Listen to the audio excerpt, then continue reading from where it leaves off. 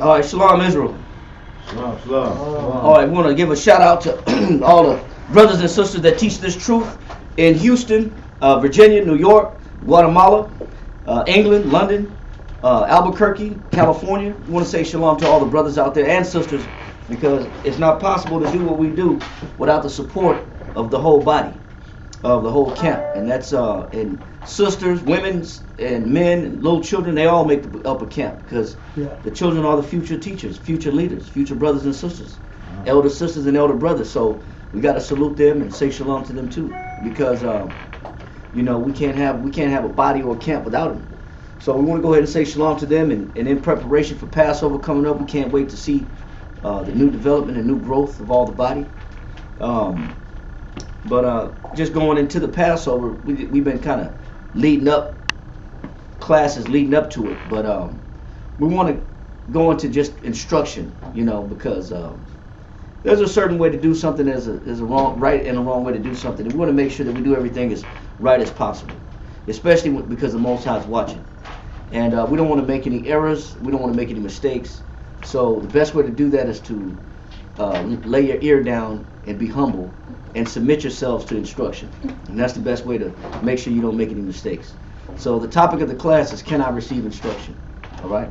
So I want to say shalom to all the sisters and brothers that watch online, that spread this, that share this on their platforms, and get this word spread out to water.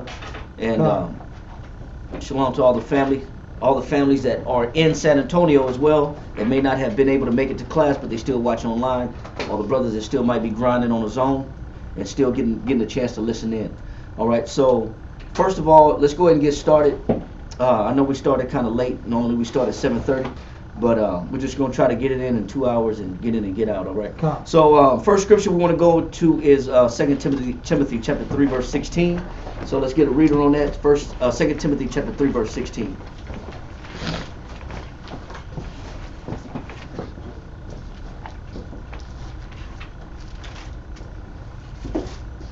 Second Timothy 3 and verse 16. Read that. All scripture is given by inspiration of the Most High. So every one of these verses, every one of these scriptures are inspired by who? The Most High. Now we know, we've said this before, but just in case you didn't hear it or we didn't clarify it in a while, the word inspiration, get the definition really quickly. The word inspiration comes from the word inspire. And we use this terminology, inspire, because it has multiple meanings. Because there's a purpose and a procedure that the Most High wants you to receive once you get this word. So let's get this this word inspiration or inspire by definition. Inspire, 1828. Inspire, to breathe into. So when you open up the Bible, you're virtually having the Most High talking. He's talking to you. He's speaking to you. He's breathing into you. This is having a direct conversation and a direct relationship with the Most High every time you open the Bible. Every time you read the Bible, that's the Most High pouring something into you. That's the Most High taking His breath and giving it to you. That's Him taking His mindset and giving it to you. We know this is true because Wisdom of Solomon chapter 7 verse 24 and 25 say what? Somebody get that real quick. And hold that definition of inspired. 24. You said Wisdom of Solomon chapter 7 verse 24? Yeah, 24 and 25. Come. Wisdom of Solomon chapter 7 verse 24 reads, for wisdom is more moving. So it's talking about wisdom, right? That's the topic, right? So wisdom is the topic. It's more moving. Go ahead. For wisdom is more moving than any motion. Right? Read on. She passeth and goeth through all things by reason of her pureness. And the wisdom of the Most High is pure. It's undefiled. It's not tainted. It's not obstructed. There's nothing defiled in it. There's no damaging done to it. There's no ill will in it. There's no malice in it. There's no harm in it. It's pure. It's unadulterated by man's opinion. It's not through opinions of man. It's not defiled by feelings and emotions of people. It's not based on the perspective or the perception of man, how man see things. Yes, sir. Would you say infallible? Infallible. Too? And yeah, infallible, meaning there's no fault in it. and everything in it is true. Read on. Okay. Verse 25. For she is the breath of the power of the Most High. Because wisdom is the what? Power of the Most High. Wisdom is the what? The power of the No. Most High. Wisdom is the what? Oh, breath of the power of the Most Read High. what you see. Come. For she is the breath. Stop. She's the what? Breath. She's the breath. So when you open up the Bible, when you read the Bible, that's the Most High breathing something into you. He's giving you something. Just like when somebody is, you find them unconscious, and you resuscitate them, and you kind of close their nose, give them mouth to mouth resuscitation, and you got to put your breath in their breath until they can breathe on their own. But that's a form of somebody breathing into you. But spiritually, the Most High is doing what? When you get that definition of inspire, it says what? The definition of inspire. Inspire. It says, number one, right? Mm-hmm. It says to breathe into. Go ahead. It says to infuse into the mind. So it's the Most High infusing something into your mind. So when you read the Bible, the Most High is taking his mind frame and he's infusing his thoughts and his mind into your mind. You're learning how to adopt the mind of the Most High when you read the Bible. That's why it says every scripture. You had the first verse in 2 Timothy, right? Come. Read that one more time. 2 Timothy chapter 3 and verse 16. All scripture is given by inspiration of the Most High. And so what is the Most High's purpose for you to have this Bible and to have his word in front of you? It's for you to what? It's him giving you life. It's him giving you something.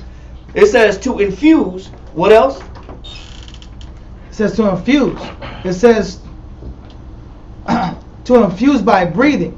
To infuse into the mind. It says to infuse into the what? Into the mind. So it's not just the Most High breathing breath so your lungs could fill up. It's so that your mind could fill up. He's giving you something when you read the Bible. So give me that verse you got right there. So just like the Most High breathed into Adam, right. he's doing the same thing with us. So, matter of fact, somebody else get that. 2 Ezra 3 and 5. 2 Ezra chapter 3 verse 5. Somebody else get that. Exactly what you said right there. Right, it's a great point. 2 Ezra chapter 3 and verse 5. Yes, Just gotta sir. speak up. 2 Ezra chapter 3 and verse 5. And gave us the body unto Adam. And gave the Most High gave the body unto Adam, and the body came from what? Dirt. It came from the earth. Go ahead. Without soul, Yeah, go ahead. which was the workmanship of thine hand. And so it said he was missing something. The Most High made Adam, but he was missing something. What was he missing? Read on. And didst breathe into him. And what did the Most High do to Adam?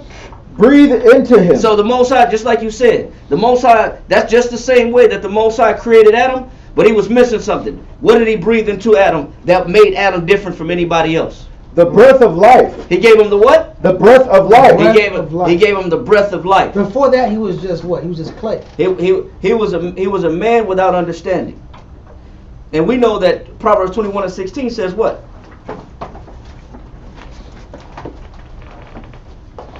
Lean not.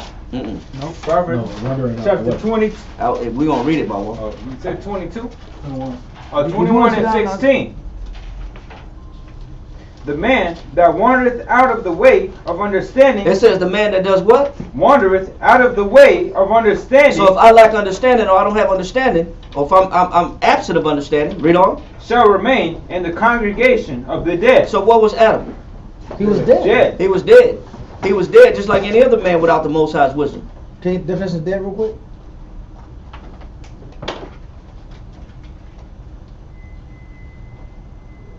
So Adam was clay. He was earth, physical. Mm-hmm. The Most High breathed into him. He breathed the breath of life into him. Definition of dead. Deprived or destitute of life. That state of a being having never had life or having been deprived of vital action before birth. Without life. What you got? Useless. So could the Most High use Adam for something? No, he's useless. He's useless because he couldn't operate and perform the will of the Most High without his wisdom. Wow. Because I can't use the wisdom of the Most High. I'm useless. The Most High gives us his wisdom to perform certain actions and to perform certain duties. Yes, sir. Dead. It says proceeding from corrupt nature. It says proceeding from what? Corrupt nature. So dead meaning proceeding from corrupt nature. So he was in his flesh. He was in his flesh. He was in his passions, his indulgence, Natural. his natural man. He was carnal minded. So what separated Adam was the fact that the Most High breathed the breath of life into him. Read that one more time, Jeriah. And gave us a body unto Adam without soul, which was the workmanship of thine hands. Read on. And didst breathe into him the breath of life. And he was made living before thee. And he was made what? Living before thee. So now, what's the breath of life? Go back to where was that in Wisdom of Solomon chapter 7. This time read verse 25. Come. Wisdom of Solomon chapter 7 verse 25 reads, for she is the breath of the power of the Most High, Go ahead. and a pure influence flowing from the glory of the Almighty. So she's the breath of the power Mm-hmm. of the Most High. Con. And that's that breath of life. So when you read the Bible, the Most High is trying to give you something. He's trying to infuse something in your mind to develop you and get you out of a dead state. And this is what every single scripture was made for. Every single scripture was made to bring you to life. So let all that go and go back to 2 Timothy 3:16. Read that one more time. 2 Timothy chapter 3 and verse 16. And matter of fact, hold 20, 26, 25, because we're going to read on down. We'll use that, Marvel. Hold that. Read on. 2 Timothy 3 and verse 16. All scripture is given by inspiration of the Most High, and is profitable. And it's profitable, so it's beneficial for what? For doctrine. Doctrine is what? Teaching. The correct method, yeah. It's teaching. Doctrine is teaching. It's so you can learn something. Read on. For reproof. For reproof, for instruction in righteousness or correction. It'll get you back on track if you've steered or veered away from your right path. Con. Read on. For correction. For correction, to punish or inflict somebody with some pain so they can open their eyes. Let me not say that, man. Let me not stop joking. I ain't gonna joke right now, man. Because I was watching that Magic Bishop Don Juan show that he had with Jerry Springer on the 80s. He said he called it a pimp whooping. Yeah, he said I didn't do nothing but give her a pimp. The old pimp said that. The right? old pimp said that. He said, do you beat your women? He said, no, I just shock her back into reality. That is shocking. He says he don't beat them. I don't beat He them. shocks them back Yeah, shock her back into reality. You His know? reality? Yeah. The reality he created for her? Let me stop, man. That just came to my mind, man. The Most High, he be handing out punishments too. Because you know what, the Most High, he stings you to let you know, hey, you going off. The shock us back into reality. He shock us back into reality, man. I got to give you something. I got to let you feel something That's real. to identify that, hey, you're out of bounds, man. That's real. Read on. For instruction in righteousness. But also to teach you how to do things the right way. Come. And that's the beauty of the wisdom of the Most High. That's the beauty of the breath of life of the Most High that he has to offer you. So I wouldn't know how to deal with my brother, my sister, myself, my family, my people, my school, my camp. I wouldn't know how to make decisions if it's not for the Most High's breath. Right. Absolutely. I wouldn't know how to function as a man, as a brother, as a husband, as a wife, as a sister, as a leader, as an elder, as a teacher, as a friend. I wouldn't know how to function if it's without the Most High's instruction. Because I'm going to go about doing things my way. I'm going to set up my own righteousness, and I'm going to decide how I want to deal with people. I want to live life based on how I see things through my perception. Because that's what I agree to. That's what I consent to. It's true. Go ahead. 2 Timothy 3 and verse 17. Hold that real quick. Finish that, my word of wisdom of Solomon, chapter 7. God. What, you want me to read 25? Yeah, 25 and read on down. God. Wisdom of Solomon chapter 7 verse 25 reads, for she is the breath of the power of the Most High, and a pure influence flowing from the glory of the Almighty. Go ahead. Therefore can no defiled thing fall into her. Read on. For she is the brightness of everlasting light, the unspotted mirror of the power. He says she's the unspotted what? The unspotted mirror of the power of the Most High. So when a man sees himself in the Bible, he can see a pure reflection that's not defiled, so that he can see himself with clarity. Wow. You're supposed to be able to look into this mirror, the wisdom of the Most High, and see what you're missing. See, when you look into a foggy mirror, when you look into a mirror that's got spots on it, it got stains on it, it's got watermarks on it, you can't see your reflection clear. You can't see yourself clear. It's like steam being on a mirror coming out of the shower. You can't see what you need to see to get a clear view of yourself. So you need to wipe the mirror down. Sometimes you got to take the steam and the condensation off the mirror so you can see yourself. That's the beauty of the Most High's wisdom. That's the beauty of His instruction. You read the Bible, you can see, man, I'm not living up to that. Man, I'm falling short of that. You know what? I've been lying lately. I haven't been telling the truth. You know what? I've been stealing. I ain't told nobody, but I've been stealing. I've been hooked. You know, I got 5-finger discounts. I've been, yai quabbing. I ain't told nobody, but I've been going in the store, just putting stuff in my pocket. I ain't said nothing. I just been trying to. But making moves. Yeah, but I justify my actions though. I justify to say, you know what? It ain't wrong if a man steal to eat. It ain't that bad. It's just a candy bar. It's just a snack. I don't see nothing wrong with that. Just walking in and just taking it. I don't see what's wrong with that. Yeah. We justify whatever it is that we do. We justify it. But when you look at the Bible, man, wait a minute, man. I can't be stealing, man. I can't be stealing. I can't be lying, man.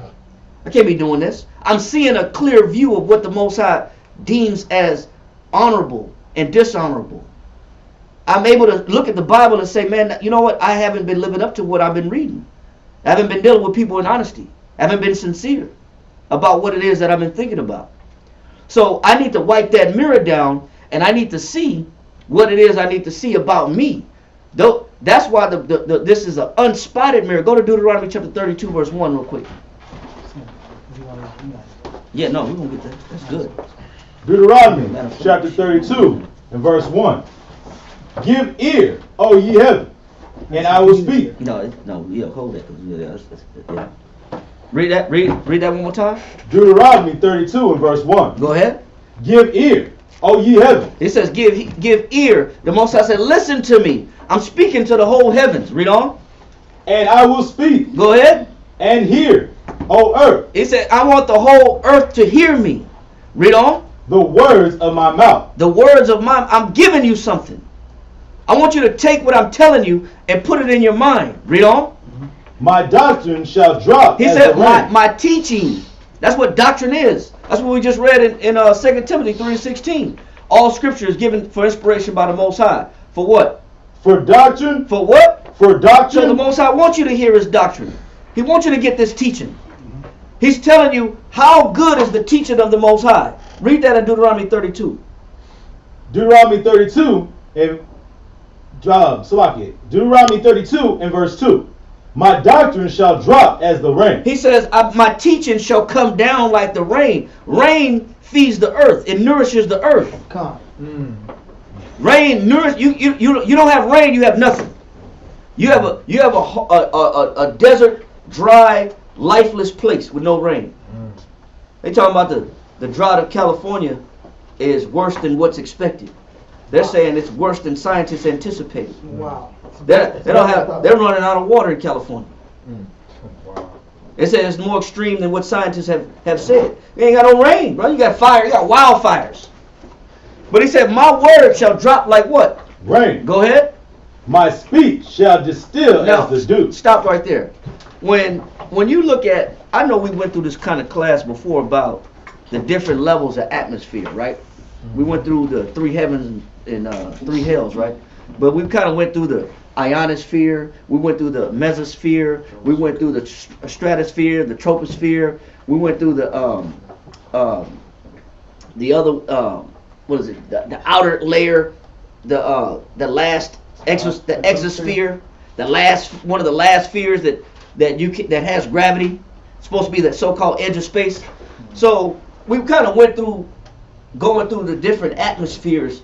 But once you understand electricity, when you understand energy, electrons, and you understand a distillation process, when you look at any distillation process, how do you distill anything? So for example, if you're stranded on an island, right, and you have no water, and you're on an island, how do you get fresh water? You use condensation from like the heat, it causes evaporation, and it creates the moisture inside the, like whatever you put it in like leaves, create the humidity in it, and you create the moisture. If you dig deep enough in the ground, there should be pressure water underneath there. If you can. If you can. If you can. So usually what you do is you try to take anything plastic and you dig a hole and you put the salt water from the ocean in the hole.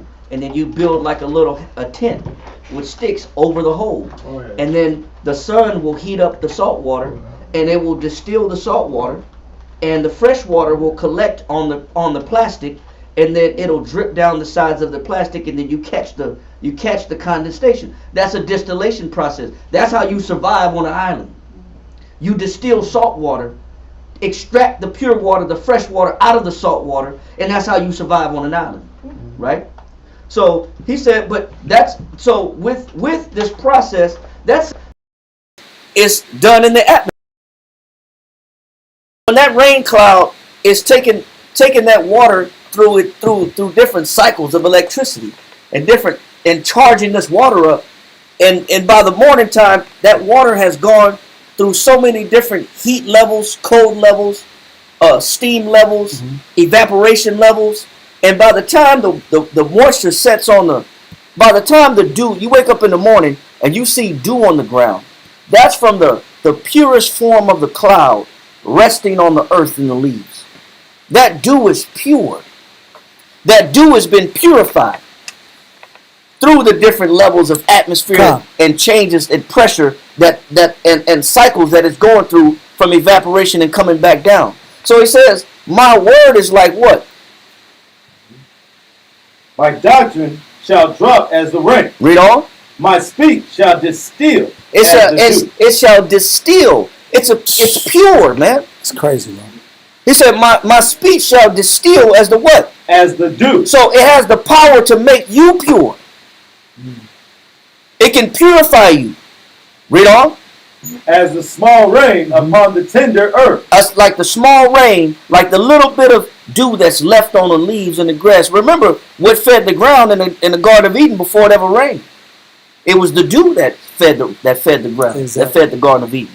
He said that's a metaphor for how powerful the word of the Most High is. It distills and purifies like dew. Read on. And as the showers upon the grass. Read on. Because I will publish the name of the Most High. Ascribe ye greatness unto our power. And that's why you got to look at the Most High as being powerful and great. Because look at what his word can do. Look how pure his word is. Look how undefiled it is. Look how it can take a man like Adam from nothing, from a carnal state, and make this man, and the Most High breathe the breath of life into him and make this man a living soul. If it had the power to raise up Adam, shouldn't it raise up anybody else? Shouldn't it be able to raise you up out of a dead state? Yeah. So finish that. Hold that. We're going to come back to that later on. Finish that right there, I want to go back to Wisdom of Solomon chapter 7. And hey, not to cut verse 26 is coming on and on. It's giving us the computer camera, not the actual camera. Oh, we can fix that. We can fix that. Go ahead. Come. Wisdom of Solomon chapter 7 verse 26 reads. Go ahead. For she is the brightness of everlasting light. She's the what? Brightness of the everlasting light. Go ahead. The unspotted mirror of the power of the Most High. She's the what? Unspotted mirror of the power of the Most High. And the image of his goodness. Go ahead. And the image of his what? Goodness. And the image of his goodness. So it's showing you how the word of the Most High is a reflection of the Most High's goodness. And Salakia for this camera issue that we're having right here, but I'm not tripping on it. If we got to use this camera, I'm cool with it. She's the image of his goodness. Read on. Verse 27. In being but one, she can do all things. And it says, but being but one, she can what? Do all things. She can do all things, especially what? Read on. And remaining in herself. Go ahead. She maketh all things new. It's the word of the Most High can make what? All things new. So it can take you from a corrupt state. It can take you from a corrupted form and turn you into a new man. That's how pure and how powerful the word of the Most High is. It has that capability to taking you out of a dead state and elevating you out of a dead state into a pure form, a pure man that's inspired by the Most High. That every time you read the Bible, that's the Most High breathing more and more of his wisdom into you. Every single time. Read on. And in all ages, entering into holy souls, she maketh them In friends. all ages. I mean, the Most High has been gracious enough and merciful enough to look every single decade, every single time period. Who are the people that are going to take this inspiration, take this breath? He's breathing from the book. Who's going to absorb this breath into their spirit? Is it safe to say that it's also talking about like those that are, whether they're young or Yeah, different generations. Okay. Different generations, young and old, of different generations. The Most High is looking to breathe and to inspire and to awaken men and women in Christ. Not on a religious level, on a biblical level. And I like what you said. Give me the scripture say gather instruction from thy youth up. Because like you said, you're supposed to been getting this. Hey, shalom family. We're gonna go ahead and try to switch this camera out real quick. But if not, we're just gonna keep the same camera going right here.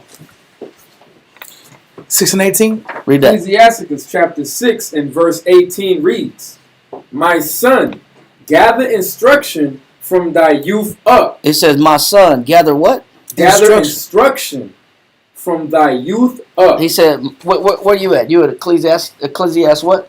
6 and 18. Man, I like this. Okay, right. He said, no, go, hold that. He said, my son, do what? It says, gather instruction from thy youth up. Somebody, I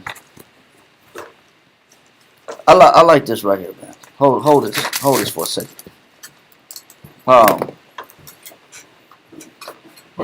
So from my youth, I was supposed to get this breath. Yep. Go ahead. So shalt thou find wisdom to thine old age. It says, so shall thou find wisdom till when? To thine old age. Now hold this. We're gonna come back to this. I like this right here. Hold this. We're gonna come back to this.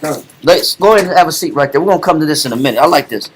Cause you said something, Mawul, about does this count as a young man? You know, this is we gotta touch this point, man. Go to verse 15 of where you are. In 2 Timothy? Yes.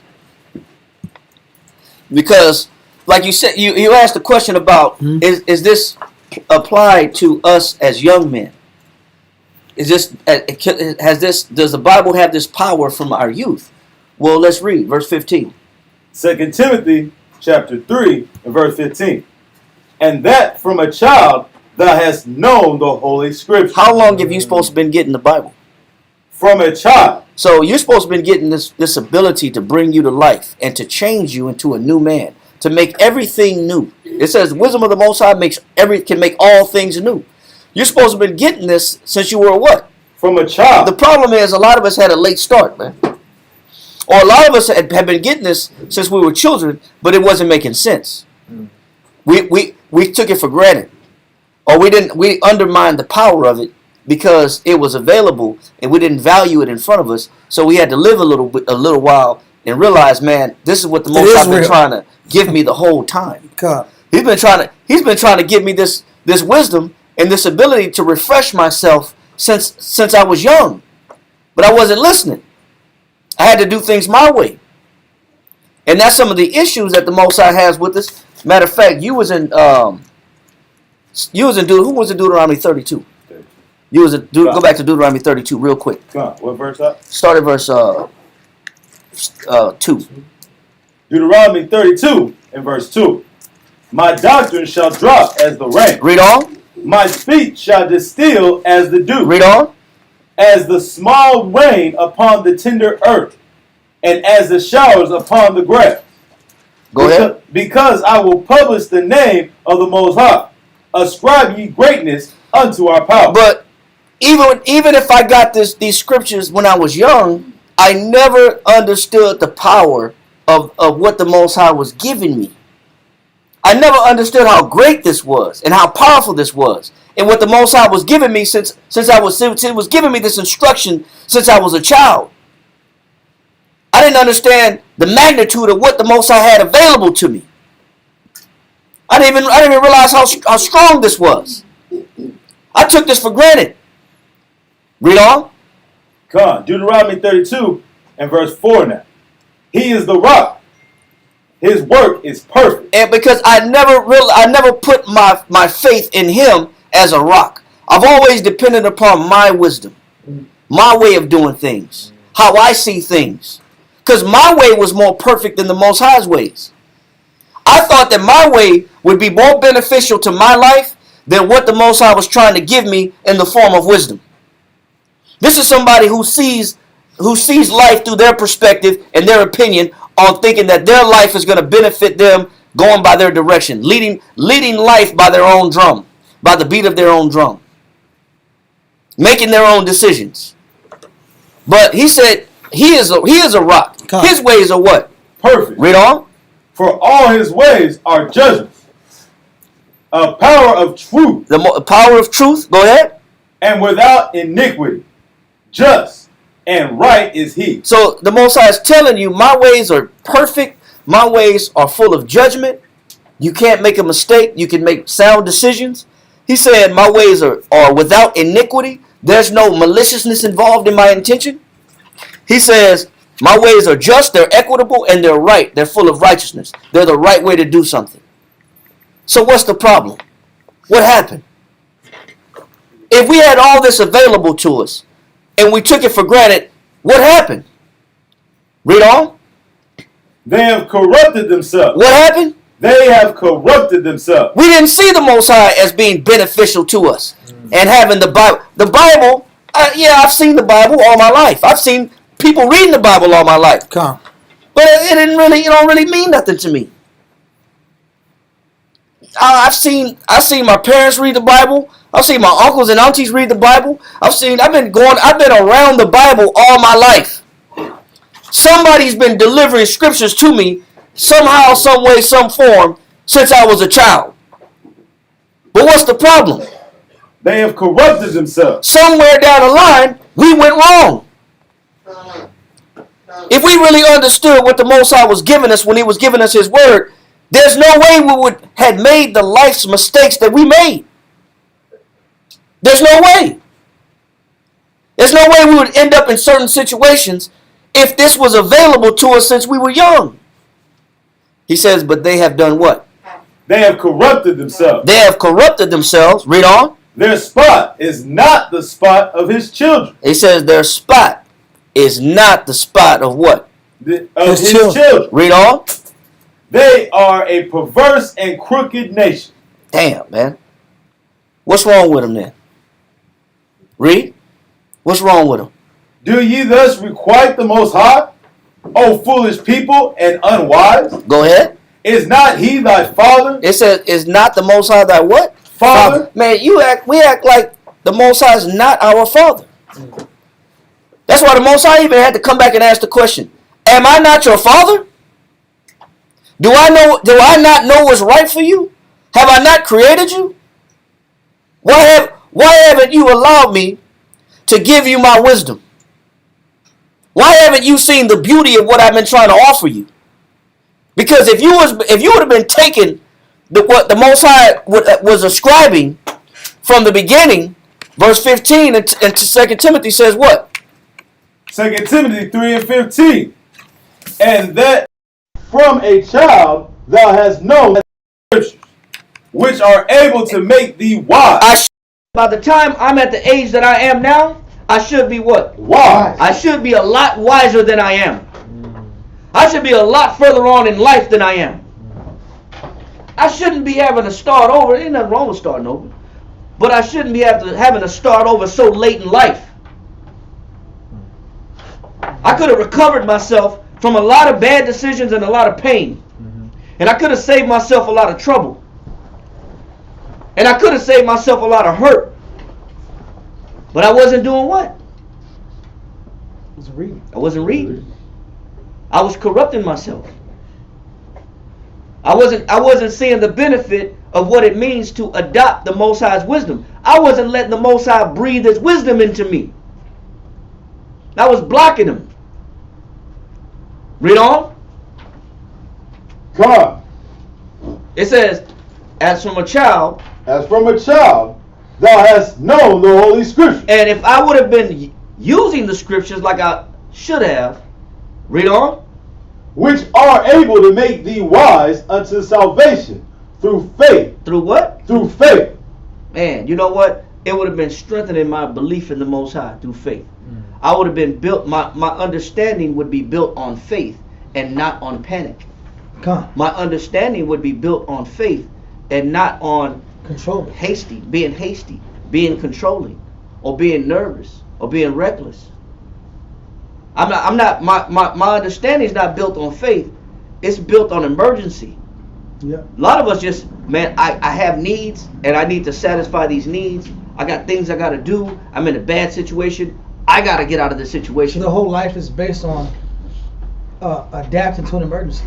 Right, trying to recover from an emergency. Survival mode. Survival mode. So my whole life is full of anxiety and nervousness because my life was not built on faith. Because you know why? He's not my rock. His way wasn't perfect to me. But the reason why is because I corrupted myself. That's what went wrong with us in this life. But the scriptures were there since the time we were children. It was there.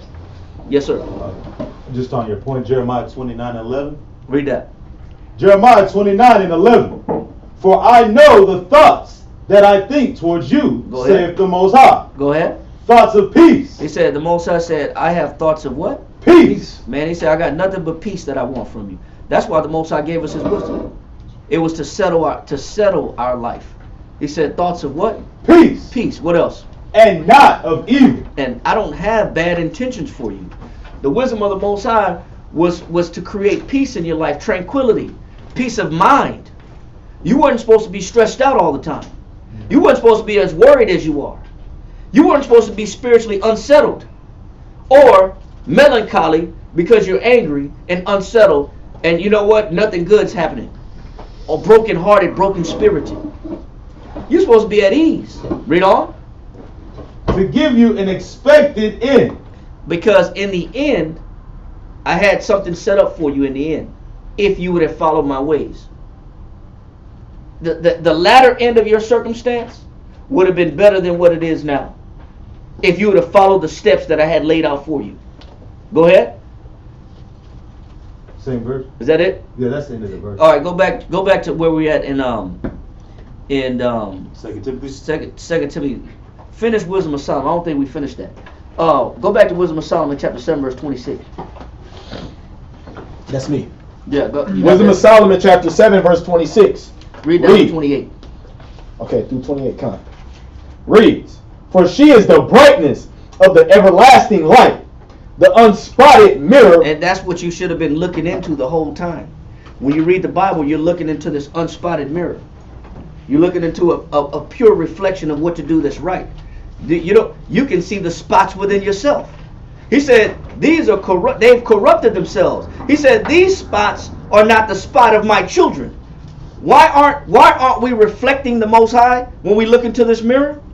Because we got spots that the Most High said you should have been working out by looking into the unspotted mirror.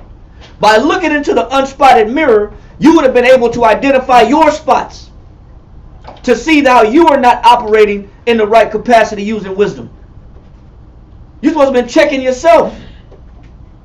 That's why I said these are the spots. These spots are not the spot of my children. How do you catch the spots in yourself? You read the Bible. That's how you catch your flaws. That's why I said this is the unspotted mirror. Read on.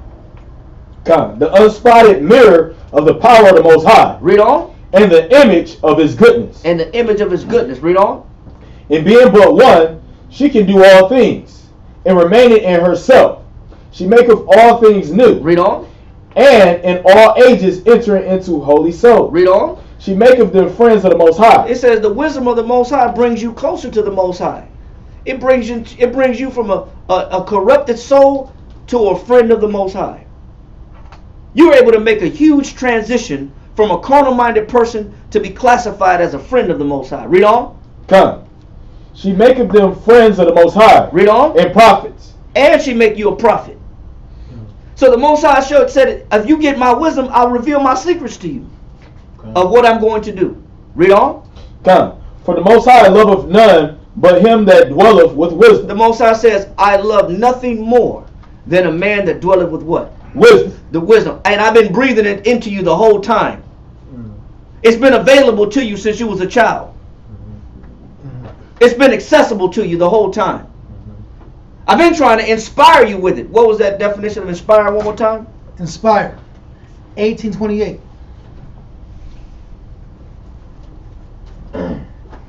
It says to draw breath. It says to breathe into.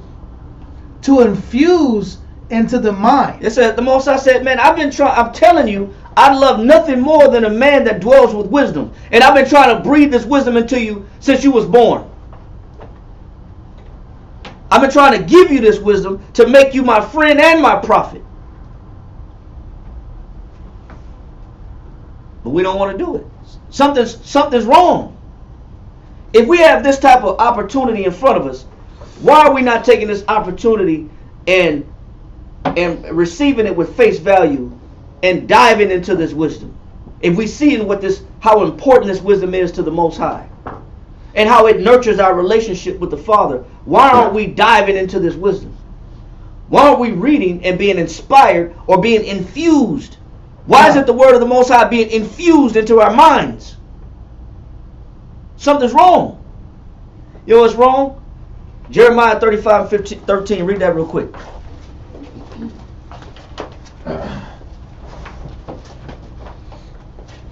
Go to Jeremiah chapter 35 verse 13. Stay in Jeremiah 2. And after that too. Read Jeremiah 35 and 13.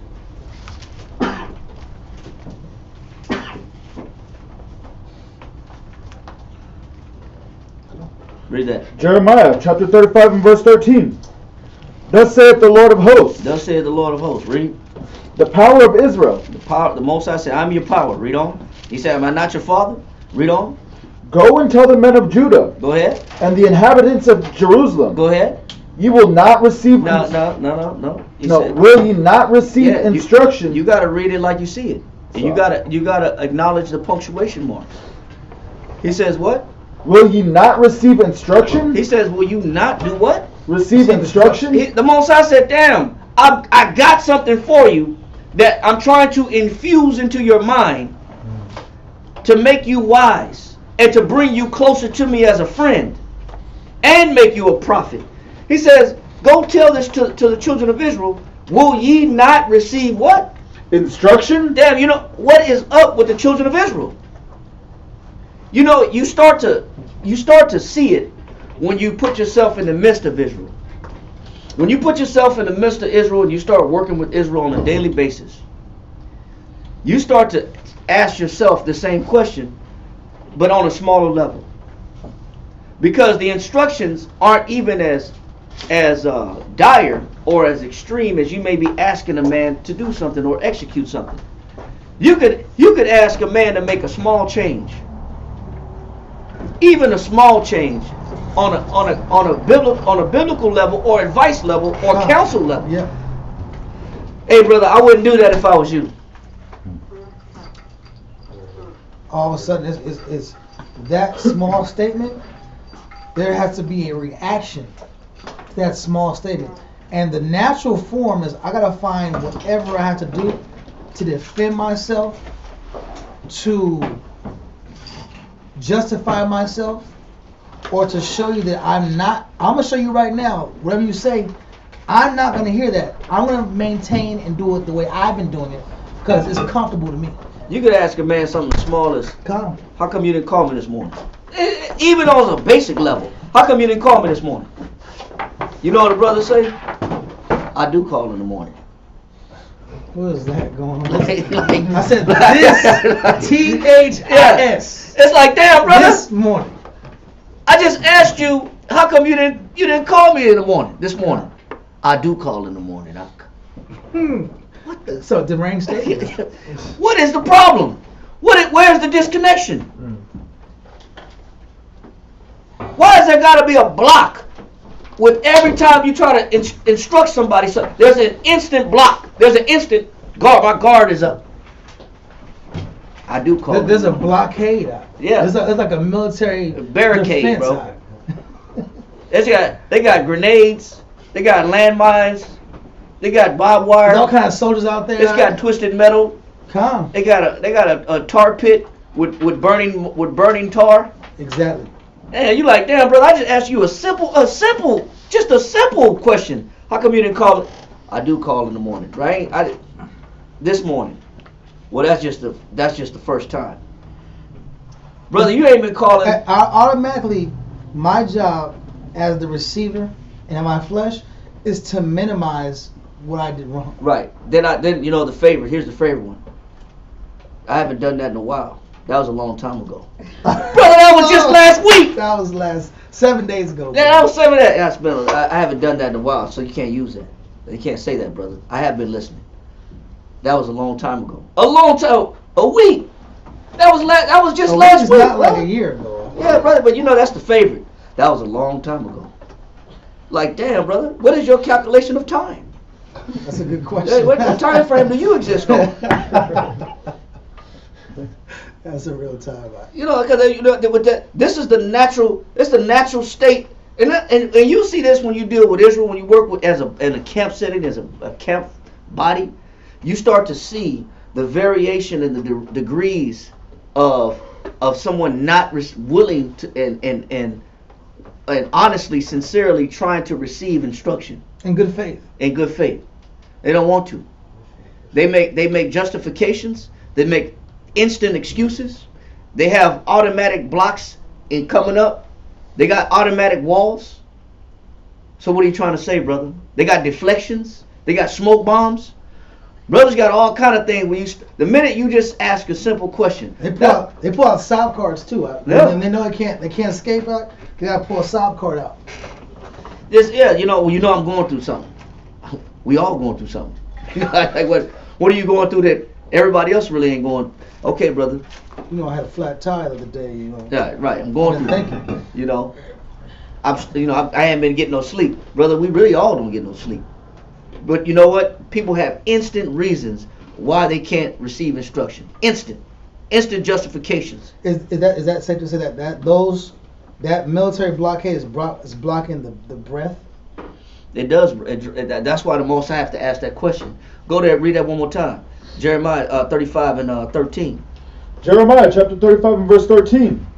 Thus saith the Lord of hosts, the power of Israel, go and tell the men of Judah and the inhabitants of Jerusalem, will ye not receive instruction? He said, damn, man, will you not receive it? I'm trying to make you better. The whole purpose of the Bible is to make you better. The whole purpose of the truth and the setting of the truth is to make you a better man or better woman. But what's the problem? We won't do what? Receive instruction. Can somebody give the definition of receive? He says, will ye not receive what? Receive instruction? That's why the Most High has to ask that question. Then, brother, do you not trust? Well, that's probably what it is too, because that person is not built on faith. Yeah. So they don't believe that you're coming from a pure point. Oh. Yes, sir. Can I answer that in scripture? What you got? Jeremiah 5 and 3 through 4. Read it. Jeremiah did. I don't know. Jeremiah 5 verse 3. O Lord, are not thine eyes upon the truth?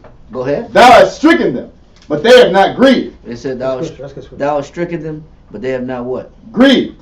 Let's save the scripture. I like this. Save it in a minute. I'm gonna tell you. I'm gonna call on you too. Okay. I'm gonna say bring that scripture that you pulled in a minute. Okay. All right, because that's what the Most High do this for a reason. But we can get into that in just a second. I'm gonna call you to bring that back up. He says, will you not what? Will you not receive instruction? He said, will you not receive instruction? That you have to ask yourself that question. Do you make it easy for somebody to give you instruction?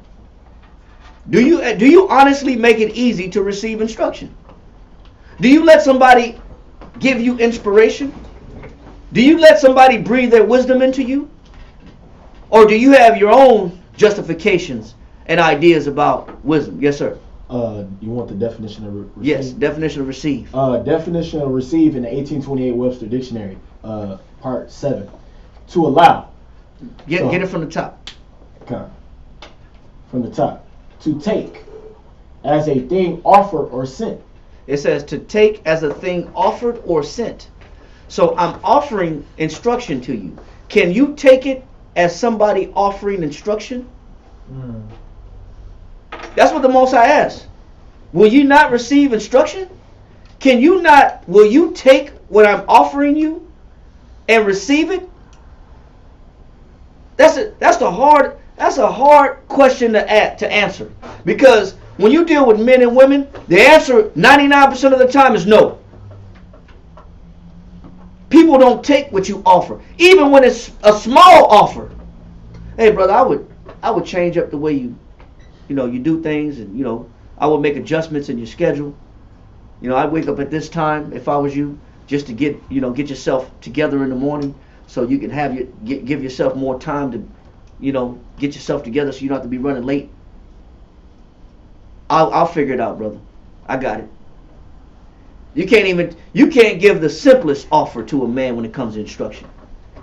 Because you know what? Men already come with preconceived ideas about how they should function in their day, and how their day is going to be made better by their own direction. So they don't need what you have to offer. Thanks, but no thanks. You keep that suggestion. Thanks, but no thanks. I don't need your advice. Thanks, but no thanks. I don't need your counsel. That's what brothers do all the damn time. All the time. I hear you, bro. But I already thought about that. I already thought about it. I always ask for counsel when it's completely rock bottom. You have to wait. You have to wait till there's failure and the system is crashing, bro. And you got the pilot. He's looking at all the knobs are going like. All the knobs are turning, they're spinning, the damn altimeter's going crazy, it's going haywire. All the knobs and the buttons in the plane is they're sparking, and there's a fire happening over here, and he's putting out a fire because the plane's going down. And when that happens, then people become open. They become very open for instruction. That's usually the only time that ear starts to open up, is when there's maximum failure abroad, and it's coming, and there's maximum failure real close. Then all of a sudden, hey brother, you got any ideas about what I should do? Oh, now you want some ideas. I was hoping for a counsel. Huh? Yeah, can we got some time? Can we counsel tonight? Hey, y'all busy? I don't mean to disturb you. I know y'all busy. Can I call you? You mind if I? Oh, okay. We have to get to that point. And then the instruction, then your ears are available for instruction. Now that things are burning, crashing and burning, now you want to hear all of a sudden. Even it's so crazy. Even in that time, men will still hold on to their perspective. Even in that time when everything's falling apart, men will still say they're gonna figure it out. You know what I do? I'm gonna come back to you. I'll wait and I'll come back to you. I'm gonna try this first. And if this don't work, man, obviously what you're doing is not working. But I'm going to try this first. If this don't work, I'm going to let you know. I'll let you know. I'll call you. Okay, brother, you do that. You call me, brother. You call me whenever you feel like you're ready. Because at this point in time, you're not ready to receive instruction. At this point in time, you can't hear nothing.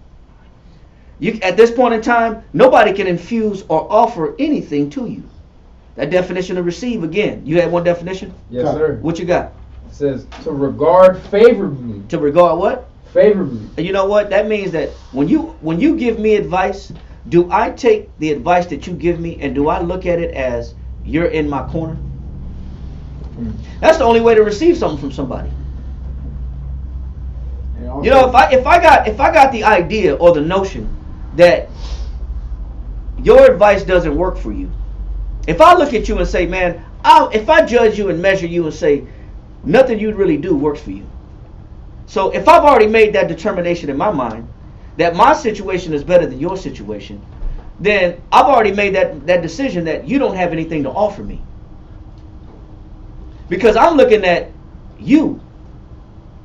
I'm looking at you and I'm basing what you can offer me based on how I view you. So if I don't view you as a wise man, if I don't view you as a brother, if I don't view you as an elder, if I don't view you as sent from the Most High, or if I don't even view you as being inspired by the Most High, then why the hell should I listen to you? And that's, men take advice with a hella partiality. True. Men are hella respecters of persons when it comes to who they'll choose to listen to. You know what? Each and every person that's in this realm has something to offer you. You know why? Because they have a story, and they have a situation that they can offer you. Each and every man can offer you something. It don't have to be a high-ranking man. It's wisdom all around you. For one, the Most High said, wisdom is what? Hold on, go back to that real quick. Wisdom of Solomon 7, and read that in verse 22 real quick. Okay. Not easily led. Yeah, no, read verse 22. Wisdom of Solomon chapter 7 verse 22 reads, For wisdom, which is the worker of all things, Go ahead. taught me. Read on. Read quickly. For in her is an understanding spirit. Is an understanding what? Spirit. Is an understanding spirit. You know, read on. Holy. Go ahead. One only. Go ahead. Manifold. Manifold meaning the wisdom can come from different directions. It don't got to be the top dog, the top man. I don't have to have rank necessarily to offer my brother something. Yes, sir. James 1:5. Yeah, no, not yet. I got you.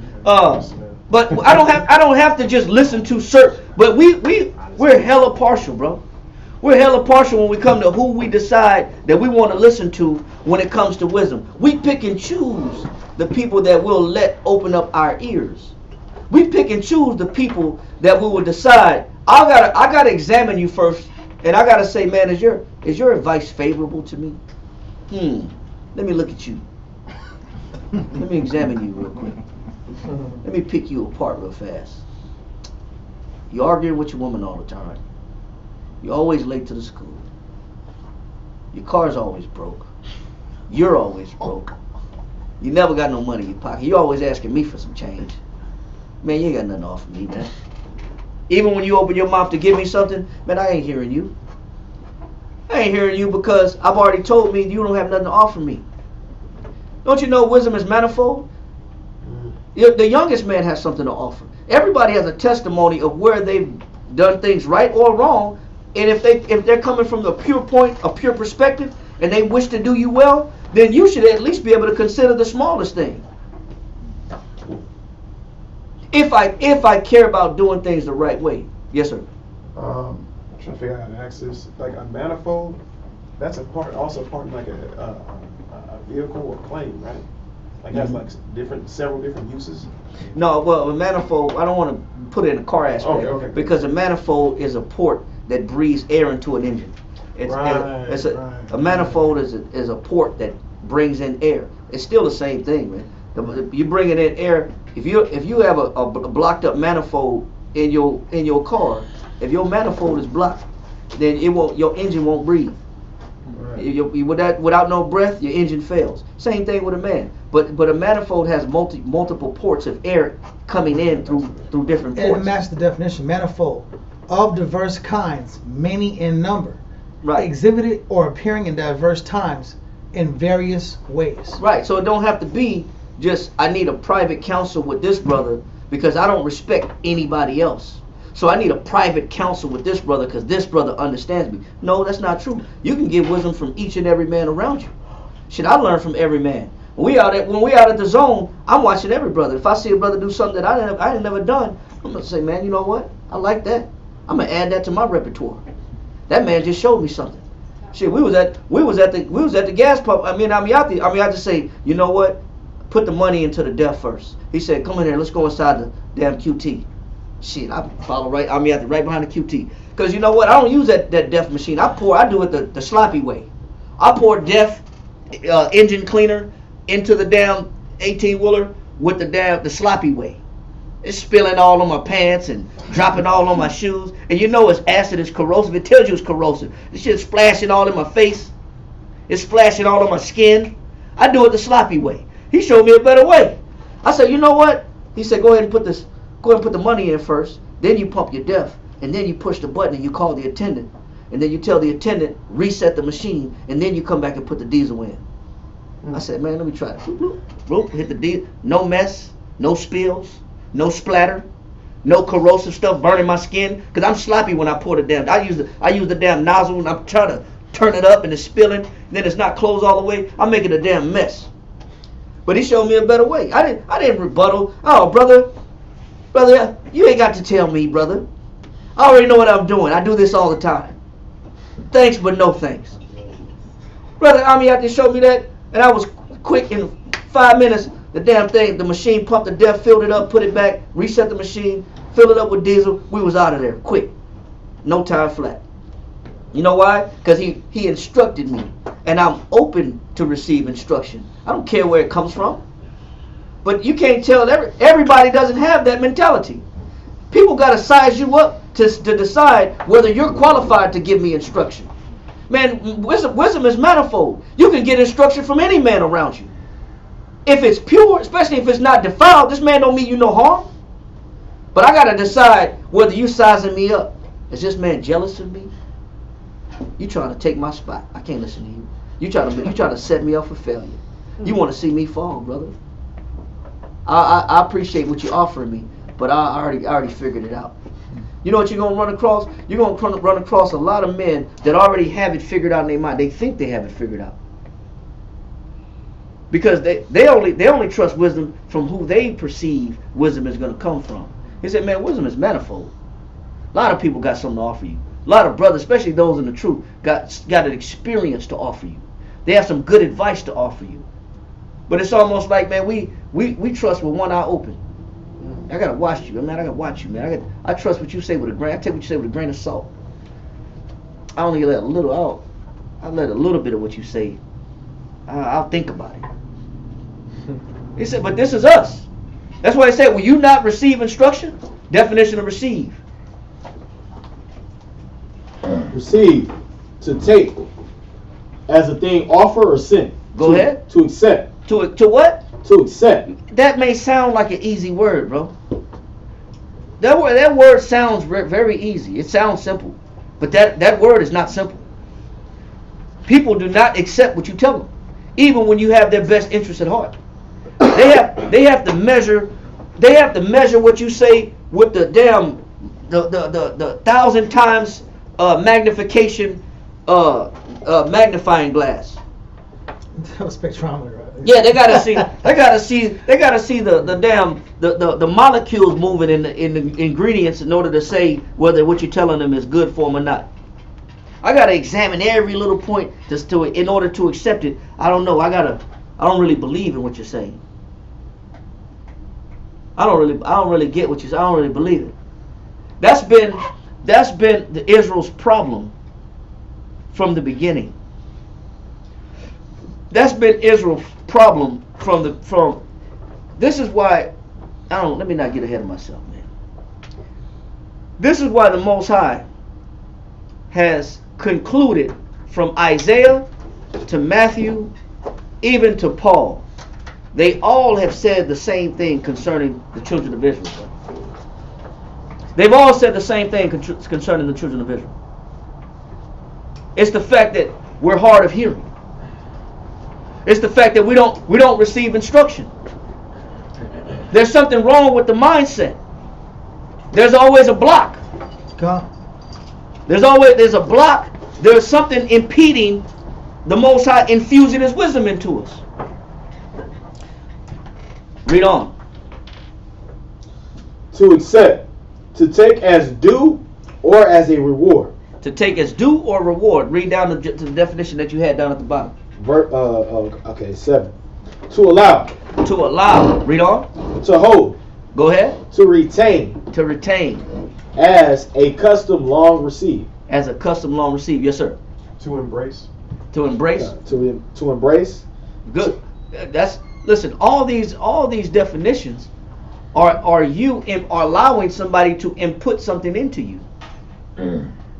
You find it very difficult when you deal with men and women that do not want to receive instruction. That's more common than we think.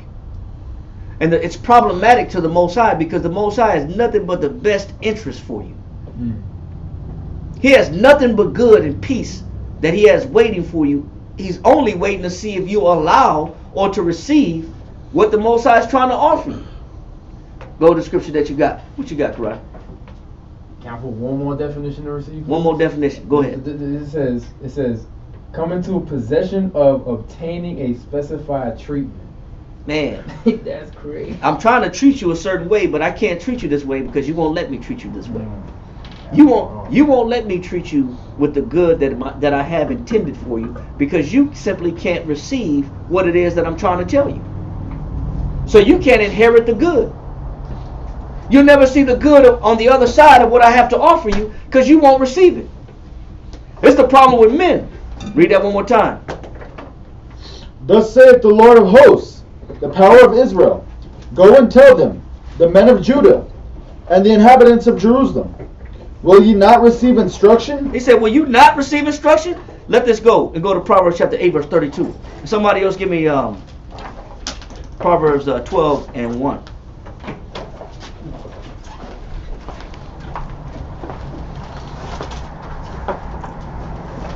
Read that. Proverbs chapter 8 and verse 32.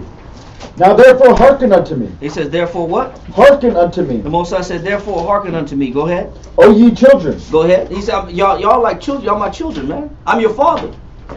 You're my children. I'm your father. All I'm asking for you to do is to listen to me. Read on. For blessed are they. He said, for what? For blessed are they. So a lot of times, that good that you read on that definition, get that last definition that you read, Karai. I like that definition. It says, you see, come into position of obtaining a specified treatment. That specified treatment is a blessing. But in order for you to obtain this blessing, you got to receive the instruction that I'm trying to give you. I'm trying to infuse. You will find it very difficult to develop men as an elder, as a leader, as a teacher, as a friend. You're going to find it very difficult in life to instruct brothers. Because no matter how much you're trying to show them and how good you're trying to treat them and the intention behind the advice, they'll never really receive it fully. These are facts. They'll never wholeheartedly receive what you have to give. That's how the Most High feels. Read that again. Let that go. Read that again. And 8. Proverbs chapter 8 and verse 32. Now therefore hearken unto me, O ye children, for blessed are they that keep my ways. Go ahead. Hear instruction. It says do what? Hear instruction. Go ahead. And be wise. And refuse it not. And do what? And refuse it not. Damn, the problem with our people, how we've corrupted ourselves, and these are the spots that the Most High said, these are not the spots of my children. The spots that we possess is that we refuse what? We refuse instruction, man. That's what the Most High has against us. We're a hard-headed people, man. We're a stiff-necked and hard-headed people. Man, it's hard to work with us, man. It is, bro. It's very difficult. And this is why the Most High said this. I got to read this. Ecclesiastes 25 and 2. Ecclesiastes chapter 25 verse 2. Read that. Hold where you at. It's hard to deal with us.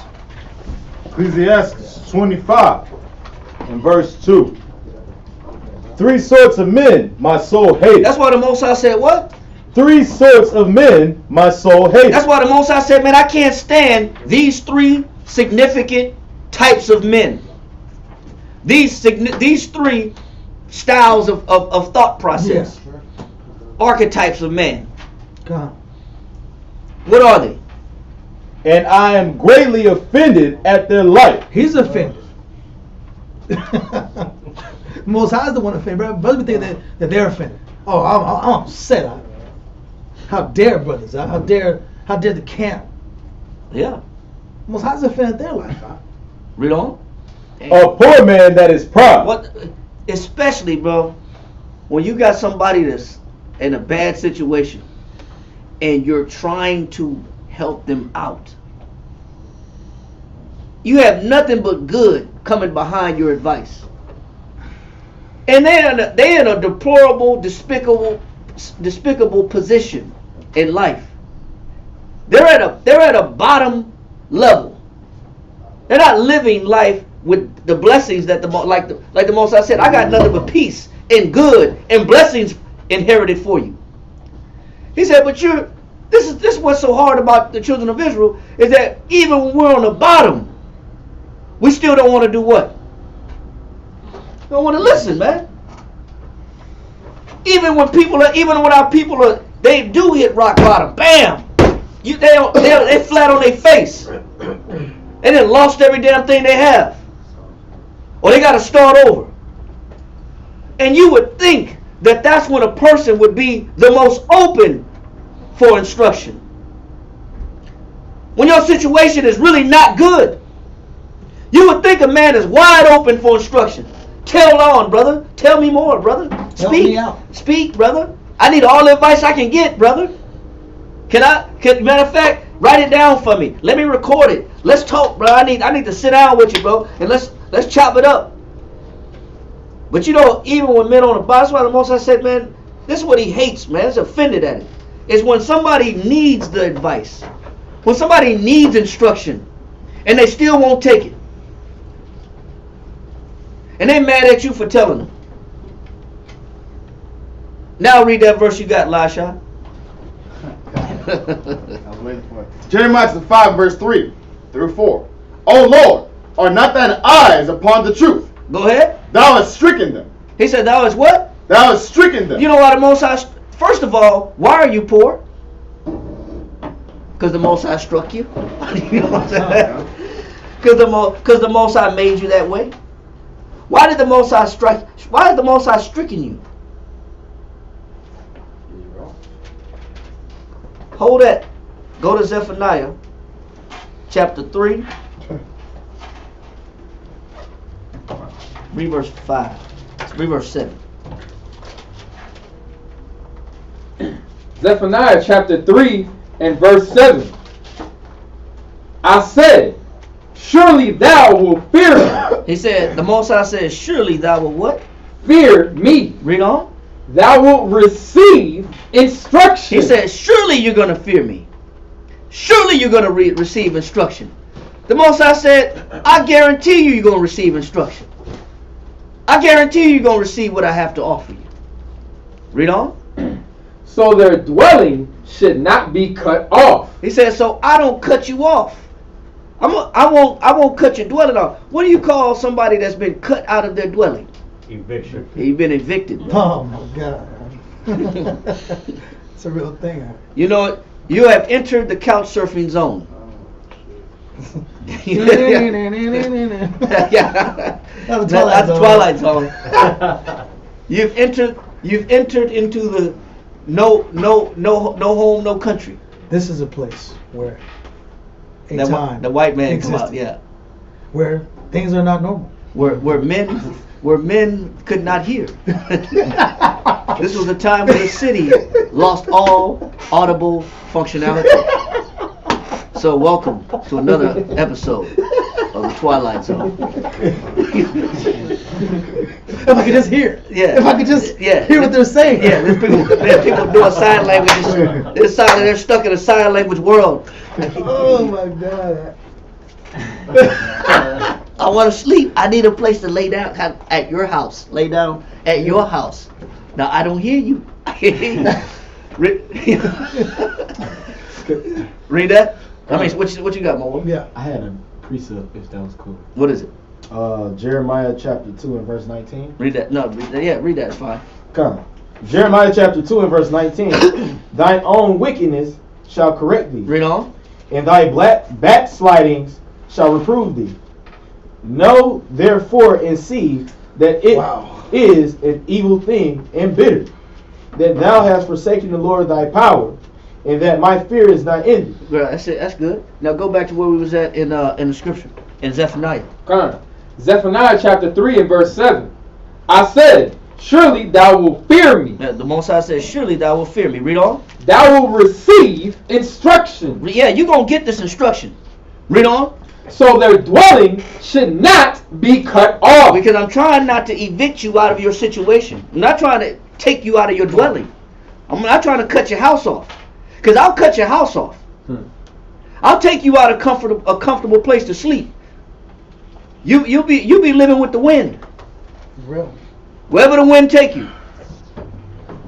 Behind whatever corner store or behind whatever car, back seat, under whatever bridge, whatever situation, gas station, public housing, or a halfway house, or whatever it may be. He said, I'm trying not to evict you out of your dwelling. Read on. Howsoever I punish them. He says, when the Most High says, howsoever I punish them. What the Most High said, I hope Elisha didn't leave that scripture. No, I got it. Okay, hold that scripture. He said, the Most High said, howsoever I punish them.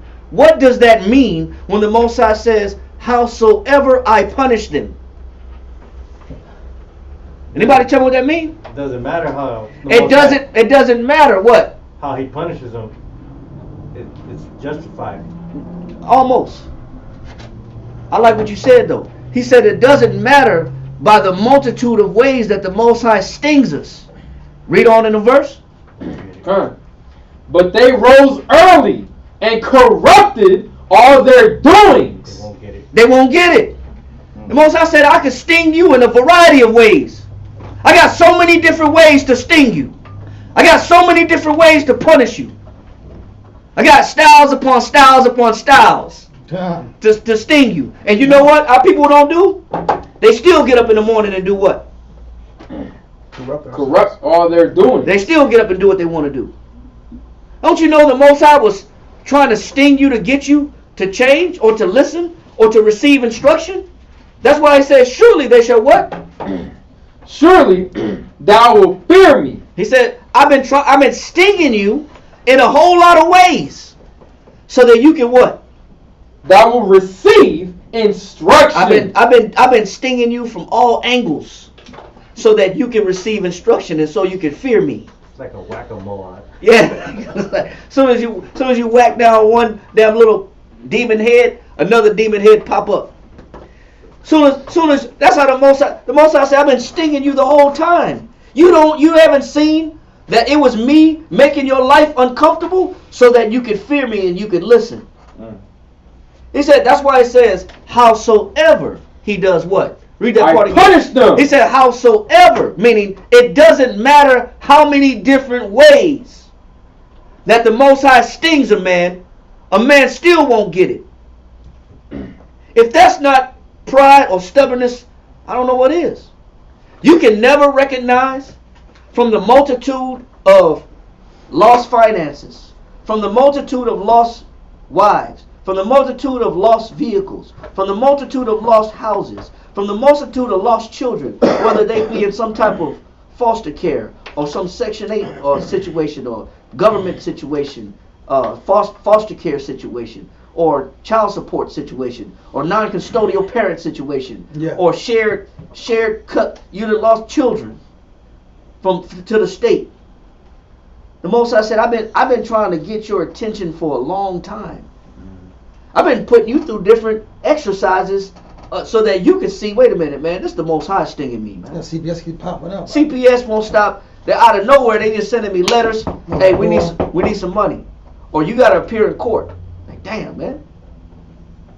I keep getting pulled over. I ain't even did nothing, but they just profiling, man.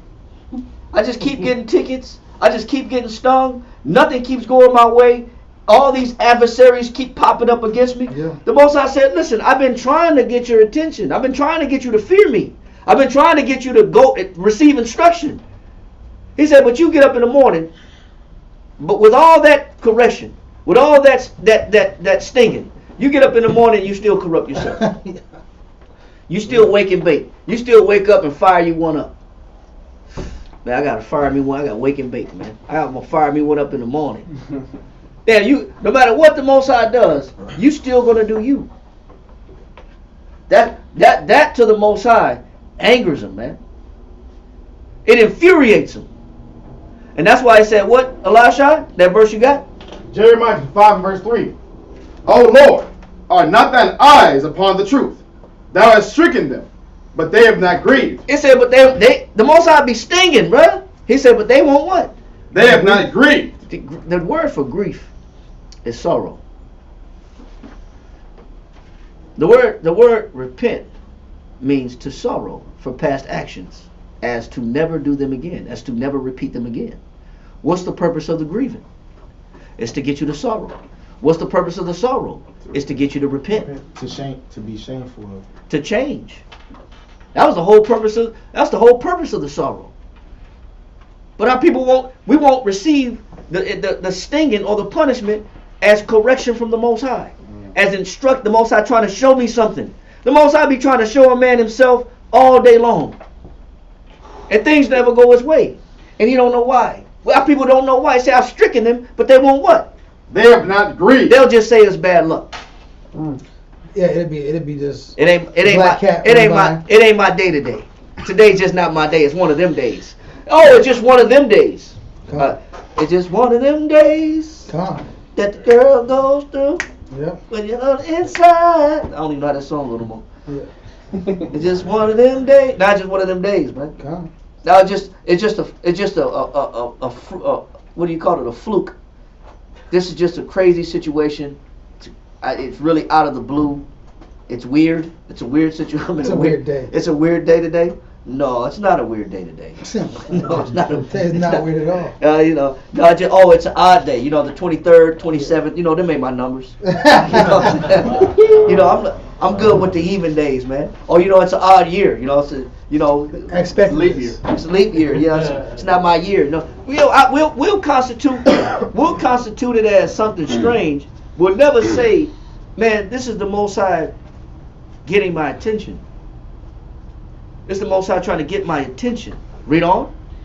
Thou hast consumed them, but they have refused. It said, the Most High said, man, I've consumed everything around you. You poor. You lacking. Poor just means lacking, in need of, or in want of. I've broken you down. And what? But they have refused to receive correction. And they refuse to what? To receive correction. And that definition of receive was what? Embrace. To accept. To allow, to hold, to retain. To hold, to retain. What else? As a custom long received. To regard favorably. To regard. I don't see the good in what the Most High been trying to give me. By having the people around me giving me this advice. I haven't been taking this advice as good. A lot of our people don't take advice as good. It's picking, it's bullying, it's criticizing. You don't want me to have no fun. Restricting. You want me to be sad like you're sad. You trying to bring me down. You don't want to let me come up. Trying to break my spirit. You trying to stunt on me. You trying to block my shine. You don't want me to be happy. You're hating. You hating on me? Our people are notorious for not being able to receive instruction. Notorious for it. It's almost like, what do you have to do to get this understanding that the Most High is trying to get my attention? He wants you to. He's been trying to infuse his mind into you. Is that it on that verse? No. All right, read on. They have made their faces harder than a rock. He said, man, they made their faces what? Harder than a rock. Read on. They have refused to return. Therefore I said, surely these are poor. It says, surely these are what? Are poor. Now, go back to Ecclesiastes chapter 25, verse 2. Ecclesiastes 25 and verse 2.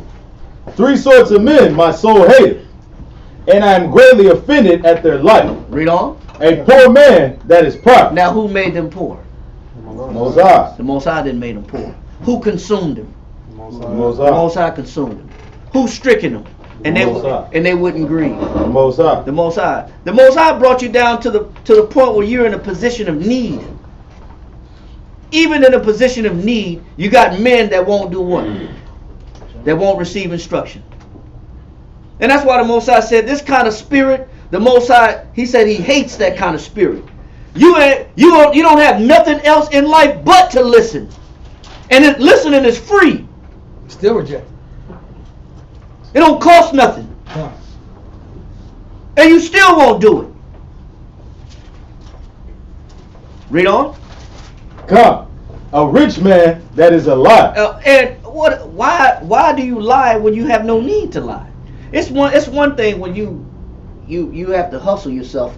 You have to supplant somebody Survival to survive. You're not even in a position where you have to survive. You're doing well, and that means you still choose to lie for what? A lie is a foul blot in a man. You don't even have a need to lie. You're not even in a position where you have to use a lie to get over on somebody for a particular purpose of survival. And what else? And an old adulterer that doth. That doteth. An old adulterer that doteth. What does that mean? Let's get the definition of dote. Somebody give me the definition of dote. D-O-T-E. Definition of dote. He says an old adulterer, meaning an old adulterer that doteth. So, first of all, this is somebody that's been committing adultery. He says an old adulterer, meaning I've been in this mindset, and I've been doing this, committing this violation for a long time. And I'm what? Wow. Read this. Dote, to be delirious. To be what? Delirious. Go ahead. To have the intellect impaired by age. It says to have your intellect impaired by what? By age. That means as you've grown older, you've grown more delirious. That means you've lost your discipline. That means you lost self-control. With time. You're supposed to have accumulated a level of understanding by the time you got old. He said, but you've actually grown weaker as you've gotten older. That's why Job 31 says what? Read Job chapter 31. And read, let me get it real quick. Yep. 32:7. Read that. Job chapter 32 and verse 7. I said, days should speak, and multitude of years should teach wisdom. You would think that as long as you've been around the truth, that you should have something to offer. You would think that a man that's had the Bible for a long time, that's been around the body, that's been around class, that's been around the truth, that's been around wisdom, that's been around counsel, that's been around advice, that's been around instruction. You would think that this man should be able to offer you something, give you something, share something with you. He said, but this person is an old adulterer that doteth. This person's gotten weaker with age. Age should mean that you can be in a position to offer somebody something. That you've grown stronger in wisdom. That you've elevated yourself in wisdom. That you've accumulated wisdom. That you should be able to teach people around you because wisdom has been available to you for a long time. He said, but you've actually grown weaker with time. He said, days should speak. Go ahead. And multitude of years should teach wisdom. Go ahead. But there is a spirit in man, and the inspiration of the Almighty giveth them understanding. He says, but not every man is inspired by who? By the Most High. Yes. Some men have been inspired by what? Their lust. Their lust. Wow. The only thing that you've been going by as advice was your lust. You've been following what you like and what feels good to you and what makes sense to you. That's the adulterer. That's the adulterer. They only go by what makes sense to them because it makes them feel good. Because there's some pleasure in what they do. They only see the benefit of following something only when it benefits their flesh. They're not ones that are inspired. He said, but there's a spirit in a man. And that what? And the inspiration of the Almighty. So then you have a spirit in a man that has been being filled constantly, infused constantly with the Most High's wisdom. You got some men, they may not be old, but they've been constantly infusing themselves with the wisdom of the Most High. They've been accepting instruction from the Most High. They've been allowing the Most High to put His mind to breathe the breath of life into them. And you got some men that they only listen to what they want to hear if it benefits the flesh. They don't listen to instruction. Read on. Says, and the inspiration of the Almighty giveth them understanding. And it said, giveth them what? Understanding. Go ahead. Great men are not always wise. Go ahead. Neither do the aged understand judgment. It says, neither do the aged understand judgment. Go ahead. Therefore I said, hearken to me. I will also shew mine opinion. That's why I said, listen to me. I'm going to show you my opinion. What should have happened by the time you got older? Go to Ecclesiasticus chapter 6 verse 18. Go to Ecclesiasticus chapter 6 verse 18.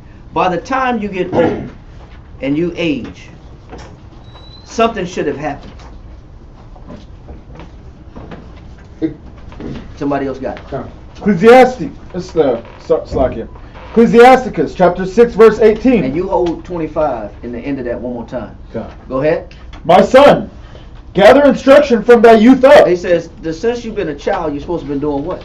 Gather instruction from thy youth up. You're supposed to, a child in the truth is just no different than a new man, a new sister that come in these doors.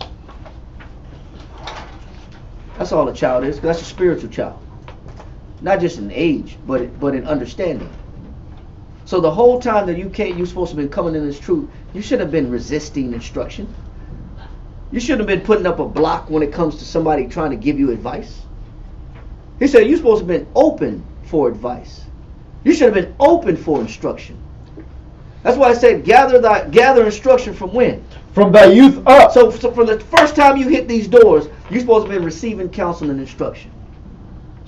You know what men do? Men choose to receive knowledge, but knowledge puffeth up. True.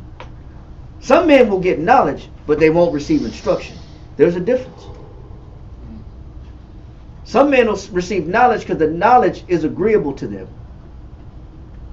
But instruction is non-agreeable to them. Because they have their own opinions. They have their own ways of doing things. He said, gather instruction from thy youth up. Read. So shalt thou find wisdom till thine old age. And you're not supposed to be the guy that we're reading about in Job 32, that you're this old guy now, you've been around, you're supposed to be a veteran in the truth, and you don't have nothing to offer anybody. You're supposed to be able to teach and pull somebody under your arm, under your wing, and instruct them in righteousness. But instead, you've withered in age. You've grown weaker because you've only been chasing your flesh and not instruction. And that's the doter. Now read about the doter one more time. The Most High said he hates the doter. Somebody that was of wisdom was available the whole time since you was a child and you never received it. Now you're this old person with nothing to offer. That's the doter. Read.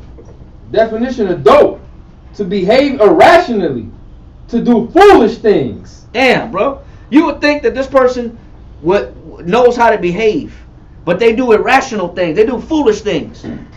What else? To become silly or deranged. It said they become what? Silly or deranged. Damn, you've grown worse since you've been in the truth. Not better. You've gotten silly. Your decisions don't make sense. Because this person has been blocking instruction for a long time. So later on, when they should have been mature, you watch brothers make silly, really bad, piss poor decisions. They make really, really bad decisions. Because they haven't been getting instruction. Because they don't receive instruction. So they become this doter. Now you're supposed to be representative of a man of wisdom. You're supposed to be a representative of a man of instruction. But your actions show none of it. People watch you make dumbass decisions, and you want and that's all you have to offer. Get the definition of doter. Doter, one who dotes, a man whose understanding is enfeebled by age. A man whose understanding is enfeebled by what? By age. You're supposed to be increasing in wisdom by the time you get older in the truth. By the time you start maturing in the truth and developing in this truth. You're not supposed to diminish with wisdom. That's true. Your wisdom's supposed to multiply and work for you as you get older. And you're supposed to be able to pass it down and offer it to somebody else. But you got men that actually grow weaker and more feeble in the truth because they didn't receive instruction. You're an old man making bad decisions. But why is that an old man? Why am I old in the truth but making bad decisions? Because you didn't gather instruction. Because I didn't get no instruction. Because I didn't receive instruction. But not necessarily I didn't receive knowledge. I got knowledge, but I didn't get instruction. So now brothers looking at me like, damn, bro, that's supposed to be my captain. That's supposed to be my officer. That man's supposed to be the man over me. What you got? I get a verse on that point. Yes, sir. Jeremiah chapter 7 verse 24. But they hearken not, nor incline their ear, but walk in the counsels and in the imaginations of their evil heart, and went backward and not forward. He said they went what? Backwards and not forward. Man, I like that. He said Jeremiah be spitting today. He said straight out. Jeremiah hitting hard today, man. He said they go backwards, man, not forward. Man, you're supposed to be growing. You're supposed to be growing the whole time. But you know what? You know what deciphers growth? Getting instruction. Who have you allowed to infuse wisdom into you? Who have you allowed to infuse counsel into you? You know you're supposed to be allowed. Stay in Jeremiah. Go to 3:15. Jeremiah 3:15. Yes, sir. Jeremiah chapter 3 and verse 15. And I will give you pastors according to mine heart. Who was supposed to be infusing you? The pastors. Pastor's a teacher. You're supposed to be getting instruction from your teachers. But you didn't receive their instruction. You've been stubborn. He said and so by the time that you get older, you go backwards and not forward. He said, but I will give you pastors that will what? According to mine heart, which shall feed you with knowledge and understanding. He said they're going to give you knowledge and they're going to give you what? Understanding. Because some people just want the knowledge. But the only way to get understanding is you have to follow and do what you're told, and then you'll understand how it works. You'll never understand how the Most High's power works until you submit to it. You never understand the strength behind following counsel until you submit to counsel. You never understand it. You never understand how that man's wisdom has worked for him until you submit your ear to his wisdom. Doesn't it say that in Ecclesiastes, what, chapter 6?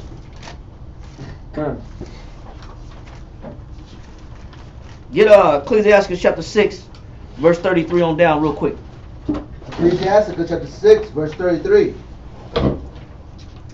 It says, if thou love to hear. If you love to what? If thou love to hear. See, you got to love to hear. Read on. Thou shalt receive understanding. Read on. And if thou bow thine ears. Go ahead. Thou shalt be wise. It says, you shall be wise, but bow thy ear to who? Read on. Stand in the multitude of the elders. Who was supposed to give you that? Who was supposed to impart and infuse their wisdom into you? The elders. The elders. But you didn't want to hear. You want to hear the elders. You don't like receiving instruction. You won't let nobody infuse anything into you. You won't let nobody impart wisdom into you. You'll take the knowledge. You write the class down. You get the breakdown. You're a scribe when it comes to notes. You take great notes. You take excellent notes with all the breakdowns. But you know what you won't do? You won't take advice. Move those walls down. That barricade out. Yep. Out there. Huh? What's the benefit of the elders? Go to Leviticus chapter 8 and go to verse 23.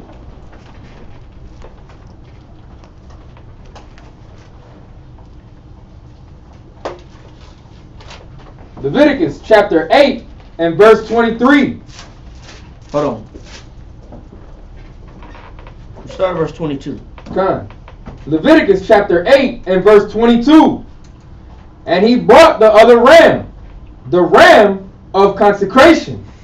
And Aaron and his sons laid their hands upon the head of the ram. Read on. And he slew it. What does Aaron represent? A priest. He's a priest, right? A priest for who? To do the service of the Most High, right? For repentance of sin and doing the service of sacrifice to the Most High, right? God. Read on. And Moses took of the blood of it. It says that Moses took the blood. Go ahead. And put it upon the tip of Aaron's right ear. Why would the Most High put blood on a man's ear? The sacrifice to hear instruction. That sacrifice for the priest is identifying, signifying that the priest's ear must be clean. That his ear must be ready to receive instruction. That's just not a fluke that the Most High had Moses put blood on somebody's ear. You know what that means? That means that your ears must be sanctified, especially as a leader. That means you got to be able to hear clearly. That means that consecration of that blood is signifying that I will listen to what the Most High has to offer me. I'm purifying my ear. There's no distortion in my ear. There's none of my opinion in my ear. My ear is clean. Read on. It says, and upon the thumb of his right hand. And what's the thumb represent? Put your hand to What it's my actions. That my actions are pure. So my instruction, my ability to hear is clear. It's pure. My hands are pure. What else? Read on. It says, and upon the great toe of his right foot. And what does the toe represent? His ways where he walks. Where I walk, where I go, in my direction. What instructions you follow? Everything about me is pure. From my ear, my ability to hear, my actions, what I do with my hands, what I do with my hands is clean. My hands are clean, and my directions and the way that I'm walking is clean. That was signified as a mandatory thing for the priest. Your hearing, your hands, and your feet all got to be pure and sanctified. These are these are the ones that are qualified. Once they're cleaned, they're qualified to instruct and lead the people. This is why the Most High got you in a position of where you're around elders, because they've had to submit their ear. They've had to put blood on their ear. That means that they have to make clean their understanding. That means that they had to clean their hands up. That means they had to clean up their direction. They can't be foul in their direction. That's why the Most High got you around the elders, because you were supposed to be learning from them. That's why the Most High said, I will give you pastors according to mine heart, that shall feed you with knowledge and understanding. That's why I said, if you love to hear, he said what? In Ecclesiastes, who had it? 6:32. Read verse 24, 34. Ecclesiastes chapter 6. Verse 33. Verse 33. It says, if thou love to hear, thou shalt receive understanding. Read on. And if thou bow thine ear, thou shalt be wise. It said, you shall be wise. Go ahead. Stand in the multitude of the elders. Read on. And cleave unto him that is wise. Go ahead. Be willing to hear every godly discourse. You got to be willing to hear what? Every godly discourse. You got to submit your hearing, bro. See, a lot of brothers come and take notes, but a lot of brothers don't follow counsel. Yes, sir. I had a precept for that, sir. What you got? Ecclesiastes chapter 6, verse 33. That's where we at. Oh, I'm sorry. Yeah. Read on. God. Yeah, you picked it right. Yeah.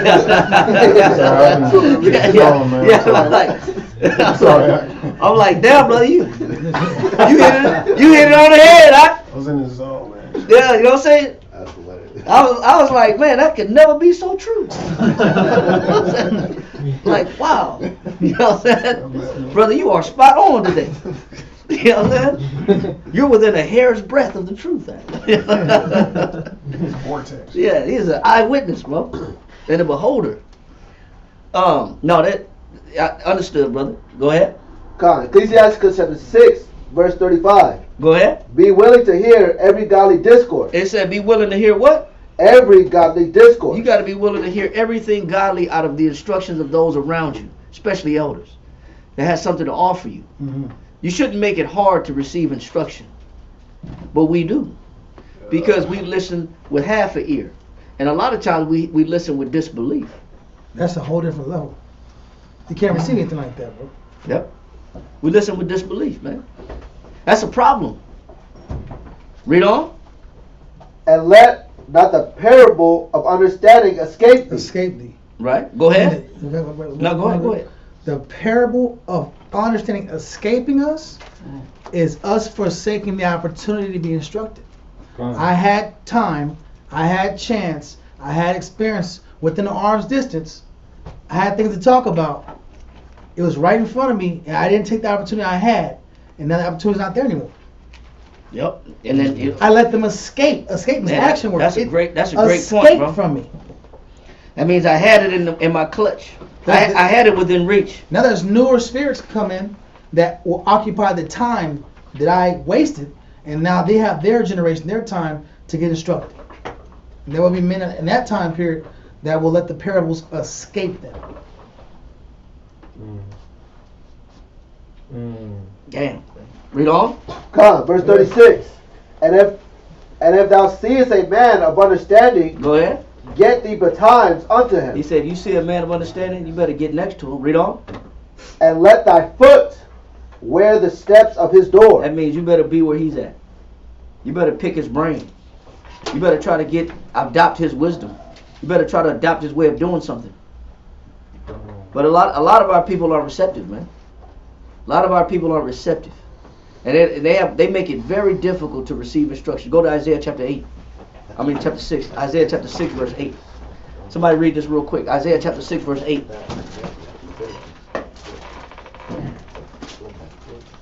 Isaiah chapter 6, verse 8. Also, I heard the voice of the Most High, saying, This is Isaiah. Go ahead.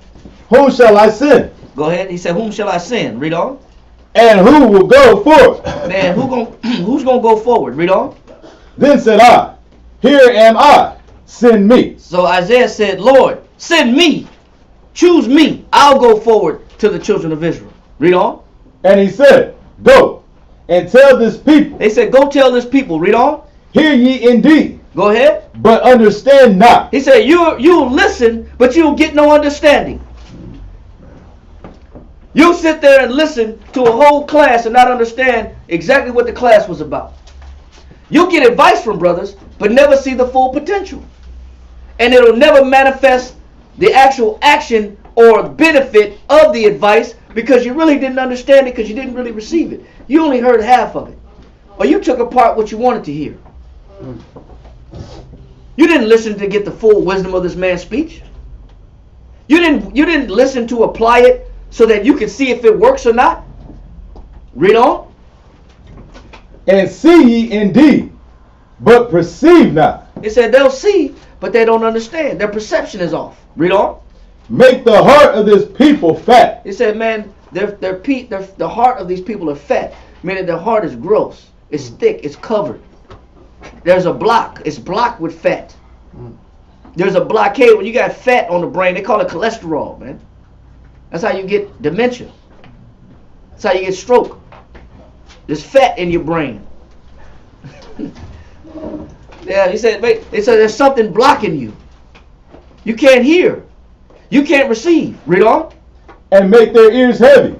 Read on. And shut their eyes. Read on. Lest they see with their eyes, and hear with their ears, and understand with their heart, and convert, and be healed. He says, you know what that means? To see, to hear with their ears, and understand with their heart, and convert, and be healed. Meaning what? They made the decision. They made the decision to do what? To change. To change. Go to Acts chapter 2 verse 1 to understand this. Acts chapter 2 verse 41, I'm sorry. Acts chapter 2 verse 41. So this, he said there's only one exception that these people will change. That they'll be able to hear with their ears. He said hear with their ears and understand with their heart and convert and be healed. What's the only way? Read. Acts chapter 2 and verse 41. Read that. Then they that gladly receive his word were baptized. Hold on. He says, then they that what? Then they that gladly receive. It says, in order for you to hear with your ears and understand with your heart and be converted and be healed, he says you have to do what? Then They that gladly. Stop. He says, they that what? Gladly. Did what? Received. Go ahead. His word. Go ahead. Were baptized. It says only those that were happy to receive his word were what? Were baptized. So what's the only way that these people will be able to hear with their ears, understand with their heart, and be converted and be healed? There's the only ones are they that what? Gladly. Receive with gladness. They receive instruction with gladness. That's why David said, let the righteous smite me. It shall be a what? Kindness. It shall be a kindness. It should be an excellent oil that should not break my head, right? He said it's a good thing when I get the righteous to smite me. That's a blessing for me. Because it shows me what to do and what not to do. It teaches me boundaries. I have boundaries. But the problem with our people is what? Give me hold this. Hold this where you at in you're in Acts chapter 2, right? Acts chapter 2 verse 41. Why don't we do this? The problem with our people is this. Go to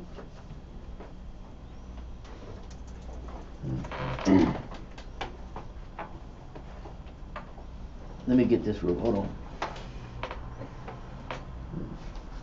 Give me Psalms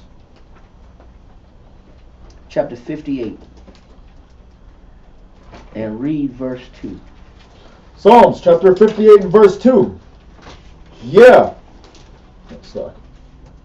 Yeah, in heart ye work wickedness. He says, yes, in heart ye work wickedness. He said, what's wrong with the minds of our people? He says, we work wickedness, but how do we work wickedness in heart? Read on. Yeah, weigh the violence of your hands in the earth. He says, read that again. Ye weigh the violence. He says, you weigh the what? The violence. How? Of what? Of your hands in the earth. He says, the way that our people's heart is crooked, and why our hearts are gross, and why they're filled with fat, and why we can't receive instruction. He says, because you weigh the what? The violence. He says, you weigh the violence of what? Of your hands. He says, you determine what's right and wrong. Oh, wow. You dictate what you think is fair. You dictate what you think is just. You dictate what you think what's offended somebody or not. I didn't offend that person. That person just didn't understand me, what I was saying. That person just took it the wrong way. He said, you weigh the violence of your hands. How? Of your hands in the earth. He says, you the one who likes to dictate and decide what's right and wrong. That's what makes people sick. Is the fact that they only trust their way of judgment. They only trust their way of perception. They're the ones to either minimize or downplay the dirt that they do. Our people are notorious for trying to minimize their own damage. They're the ones that like to say, well, it wasn't as bad as you say it is. You're taking this out of control. Or you're taking what I'm saying out of context. I didn't mean it like that. That's not what I said. That's not what I said. That's not what I meant. Damn, brother, what scale do you use? Yeah, they measure themselves. They got the reed and the rod. Right, they got the reed and the rod. They got the instrument of measurement. Shit, they are the Bible. I'm the Bible. Because I measure things based upon how I see it. Not off the Most High's judgment. He said, this is what makes these people's heart gross. This is what makes their heart sick. You only trust your way of looking at everything. Read that again. Yeah, in your heart you work wickedness. He said, yeah, that's the wickedness that man works. It ain't wrong unless he say it's wrong. Scarface syndrome, huh? Yeah. It ain't wrong unless I say it's wrong. Come.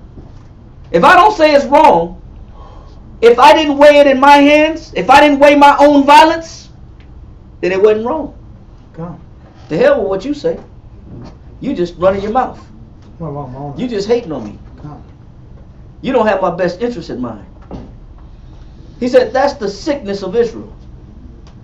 They're always trying to weigh their own violence out. That's control. That's me fighting for control. I always want control of the scenario. I always want control. I'm always trying to dictate what was just and what was unjust. I want to frame the narrative at all costs. I'm framing the narrative. That's how sick our people. That's the sickness in our people. Damn, brother, you can't see the wrong that you've done? No, because it wasn't wrong in my mind. Because my intention was pure. You just took it wrong. Damn, brother. You didn't say what you said, how that offended somebody? No. That's their problem. That's the sickness, bro. That's why David said, let the righteous smite me. It shall be a kindness. I'm not going to I'm not going to weigh my own violence. If you told me that was, if the righteous tell me that I was wrong, then I was wrong. If the righteous tell me I need to change, I need to change. Why does everything got to be weighed my way? Why does everything got to be weighed on my scale? That's the sickness of our people. Let that go. Yes, sir. I had a precept on that point. What you got? Proverbs 12:1. We're going there. Okay. Read it. Come. I called it earlier, matter of fact. Read it. Man, everybody's on it today, y'all. Deep class, man. Read that? Man. The book of Proverbs, chapter 12. There's some prophets in this joint, man. Proverbs chapter 12 and verse 1. Read that. Whoso loveth instruction, read on, loveth knowledge. It said loveth knowledge. Read on. But he that hateth reproof, you hate reproof. You hate to be told that you're wrong. You hate to be told you need to change. You got to weigh it in your mind first. Read on. Is brutish. Is what? Is brutish. Read on. A good man obtaineth favor of the Lord. Now the word favor means kindness, friendship, and mercy. Write that down. Yeah.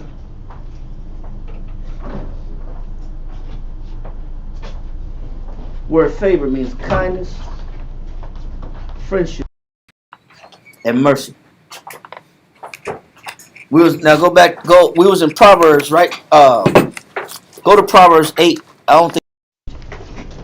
Let me check it out real quick. Proverbs chapter 8 and read verse. Start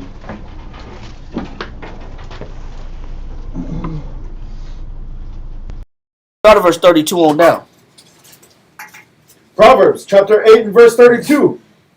Now therefore hearken unto me, O ye children, for blessed are they that keep my ways. Go ahead. Hear instruction, and be wise, and refuse it not. Blessed is the man that heareth me. Go ahead. Watch me at my gate. I attend upon what the instruction of the Most High and what He has to offer me. The gates represent what? The leadership. Rulership. The leadership. He said, I attend. He said, I am daily at my gate. He said, watching daily at my gates. Read on. Waiting at the posts of my doors. Read on.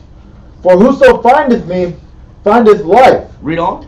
And shall obtain favor of the Lord. Once again, if you're waiting on instruction, if you live your life waiting to receive instruction, he says that if you find him, he says, ye find what? Life. It says that you shall obtain favor. He just read in Proverbs 12 and 1 and 2 that a good man obtains the what?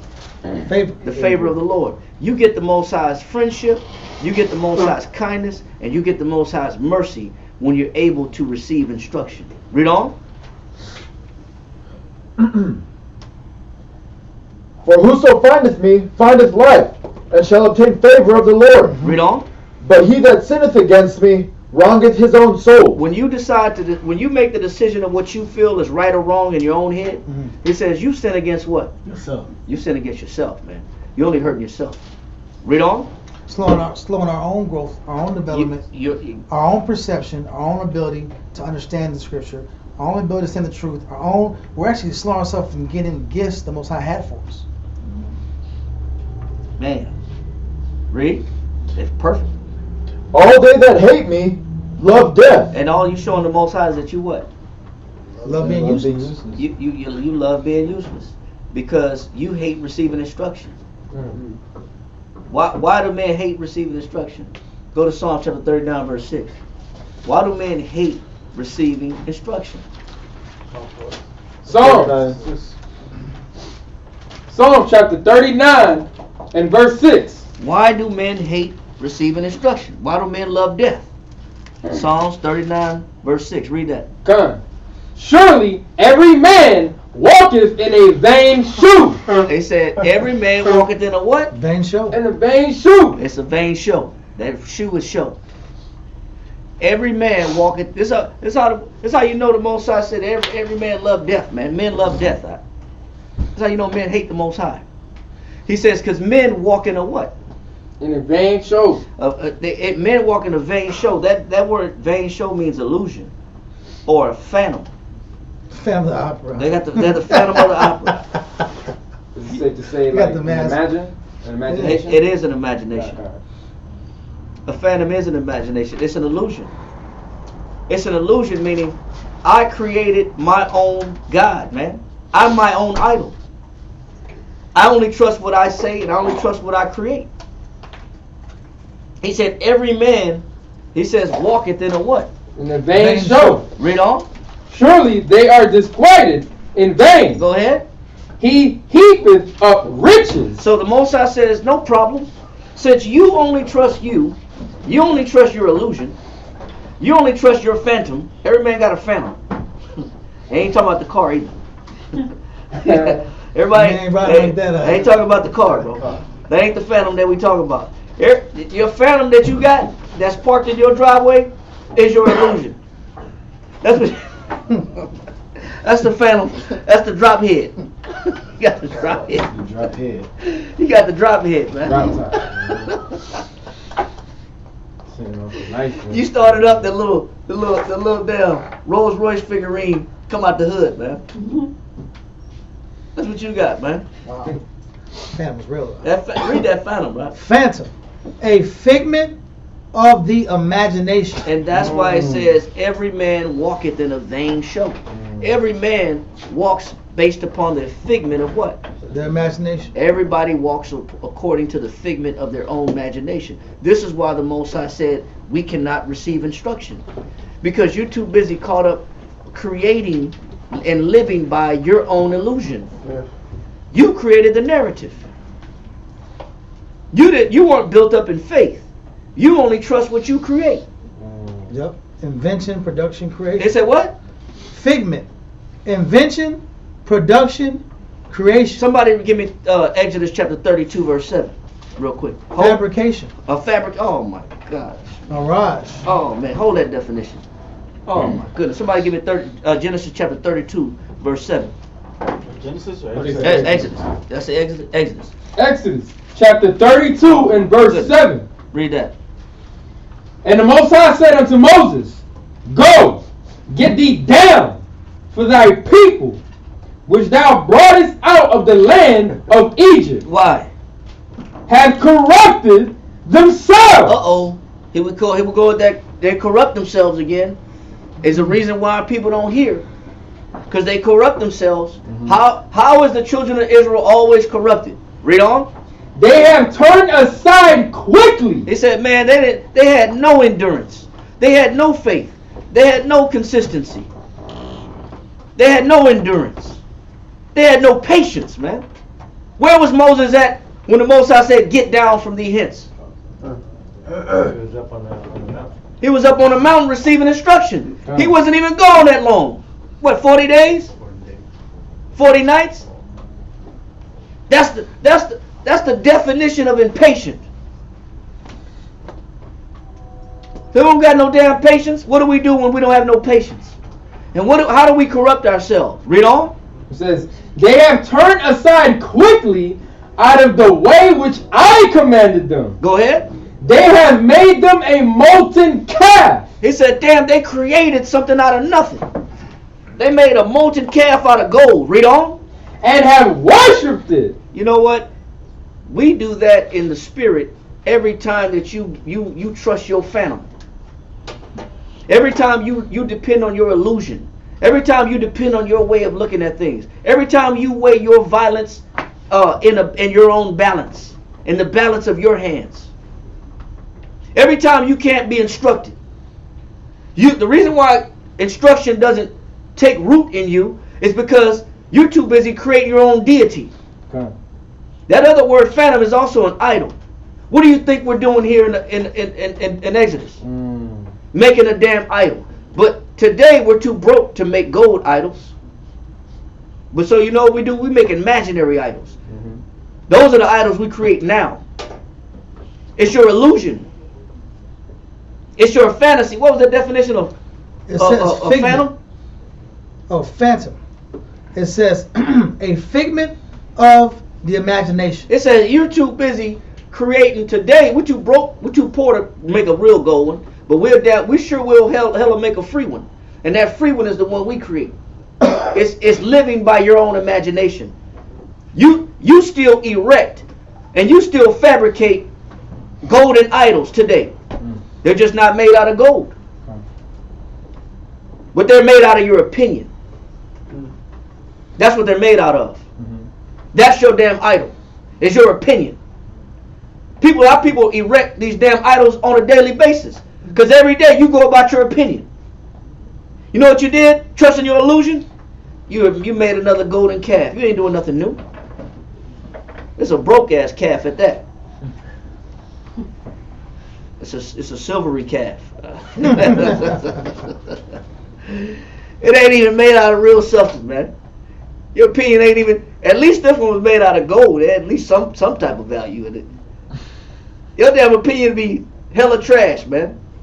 You got a trash man for an opinion, for an idol, man. And that's what we do, man. That's our people. We haven't done nothing. There's nothing new under the sun. We ain't done nothing new. We're not doing anything new. Every day you get up. That's why it says, I stricken these people. I consume these people. He said, howsoever I may punish them. It doesn't matter what way I punish them. He said they rise up in the morning and they corrupt themselves. You get up in the morning and you got your own opinion. You got your own damn golden calf that's sitting in your damn bedroom with you. And you come out the room bearing that damn golden calf on your shoulder.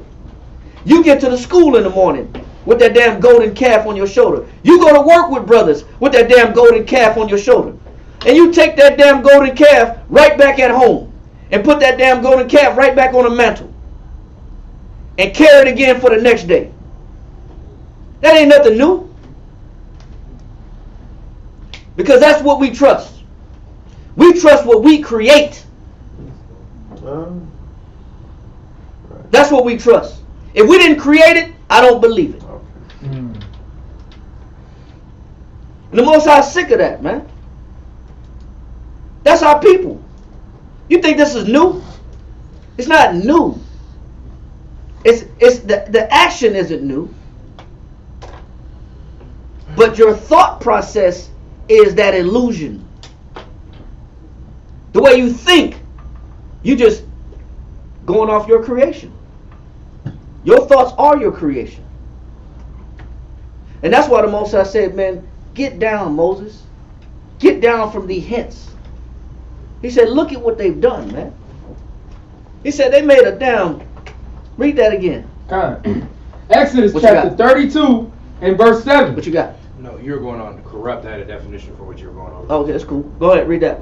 It says, and the Most High said unto Moses, go, get thee down for thy people, which thou broughtest out of the land of Egypt. Go ahead. Have corrupted themselves. They've done what? They corrupted themselves. Shit, that's what we do. Who's your phantom? Does your phantom have a name? People name their cars, man. You know what I'm saying? They name their real family. You know, that's Mary Bell, man. Mighty Bell. That's my girl. You know what I'm saying? That's my girl, man. Yo, you know what? You got a phantom too. You got an imagination too. You have an illusion too. You got a man-made created opinion as well. Your phantom got a name too. And the Most High said it's corrupt. Because you only trust what you create. That's all you see is what you create. That's all you agree with. That's all you consent to. Read on. Okay. They have turned aside quickly out of the way which I commanded them. Read on. They have made them a molten calf. You damn right our people make molten calves. It's just not out of gold no more. But we do it every day. We do it every morning. You don't come in refreshed, ready to receive instruction. Men don't come ready to, hey brother, what you got for me today? What do you have for me that I didn't create out of my own imagination this morning? Because the minute you try to tell somebody something and they tell you, oh, hold on, that ain't, hold on one second. Hold on. I hear what you're saying, but wait. Let me do what I'm going to do first. And then if it don't work, I'll get back with you. Damn, brother, you. Okay. Read that right there. Perfect. Proverbs 18:2. Hold that. What you got? I had a verse. All right, hold that for a second. Read Proverbs that. 18:2. Read that. Proverbs chapter 18 and verse 2. A fool hath no delight in understanding. So I don't come to look for more counsel or more instruction or more wisdom or more information that will benefit my development in Christ and help me overcome my circumstances. I have no delight or enjoyment of what? In correction. In understanding. In understanding. Read on. But that his heart. But this is what I do enjoy. Read. But that his heart may discover itself. But that his heart may do what? Discover itself. That I may agree with myself. Yep. What you got? Ezekiel chapter 14 and verse 7 through 8. For every one of the house of Israel, or of the stranger that sojourneth in Israel, which separateth himself from me, and setteth up his idols in his heart. It set up his idols where? In his heart. So are the idols erected out of gold? No. People are still erecting idols on a daily basis. They're just not made out of gold. It said they make idols out of what? His heart. Your mind frame, your imagination, your way of doing things, how you perceive things. My perspective. My perspective. My illusion. Discover my own heart. My phantom. Yeah. My fault. What was that definition of phantom? You gotta get that definition was fire. Right? You gotta read that one more time. Gotcha.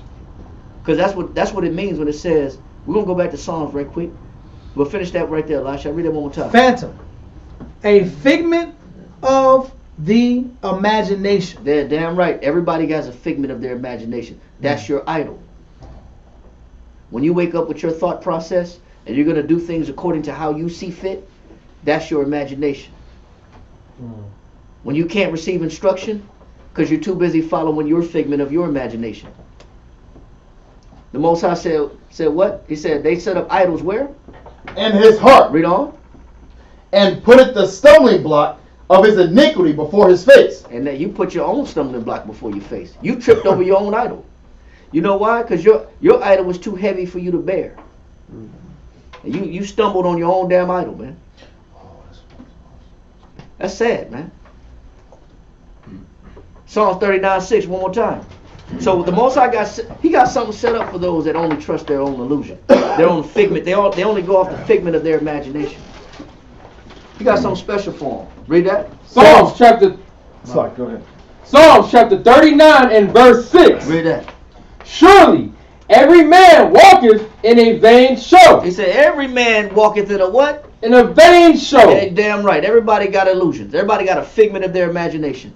Some men follow it. Some men listen to it. Some men only trust it. And some men only use it to determine righteousness or wrongdoing. Some men use it as they talk to it. Was that wrong? No, that wasn't wrong.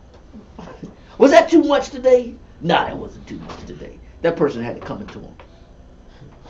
You know, in the medical field, they call that auditory illusions, bro. That's when you talk to yourself.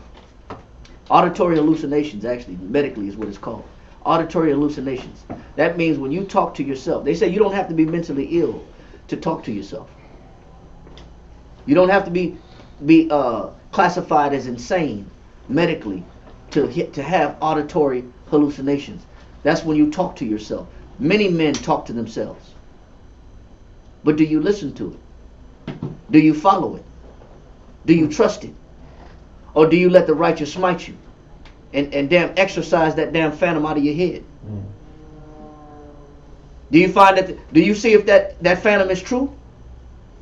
Do you put that phantom to the test? Or do you only see it and say, yeah, I agree with myself? So the Most High got something in store for those that only trust themselves. Read on. Read verse 6 again. Come. Psalms chapter 39 and verse 6. Surely every man walketh in a vain show. Go ahead. And what's the reward for walking in a vain show? Read. Surely they are disquieted in vain. They said, yeah, you know what? Surely they're going to be put to shame. And everything that they've done in life was going to be in vain. How? Read on. He heapeth up riches. No, he said, you took your ass to work every day only trusting you. And you actually made something of yourself. You actually have something to be proud of. Look what I did. Look what I made. I made something of myself. I built myself. Good for you. Good for you. You used your wisdom. You trusted your illusion. And you created something. Good for you. And you built something. Great. Now what? Now what does the Most High do with you? Read. And knoweth not who shall gather them. The Most High is going to take it from you too. You're going to look just as fast as you built it. It's just as fast as you're going to lose it.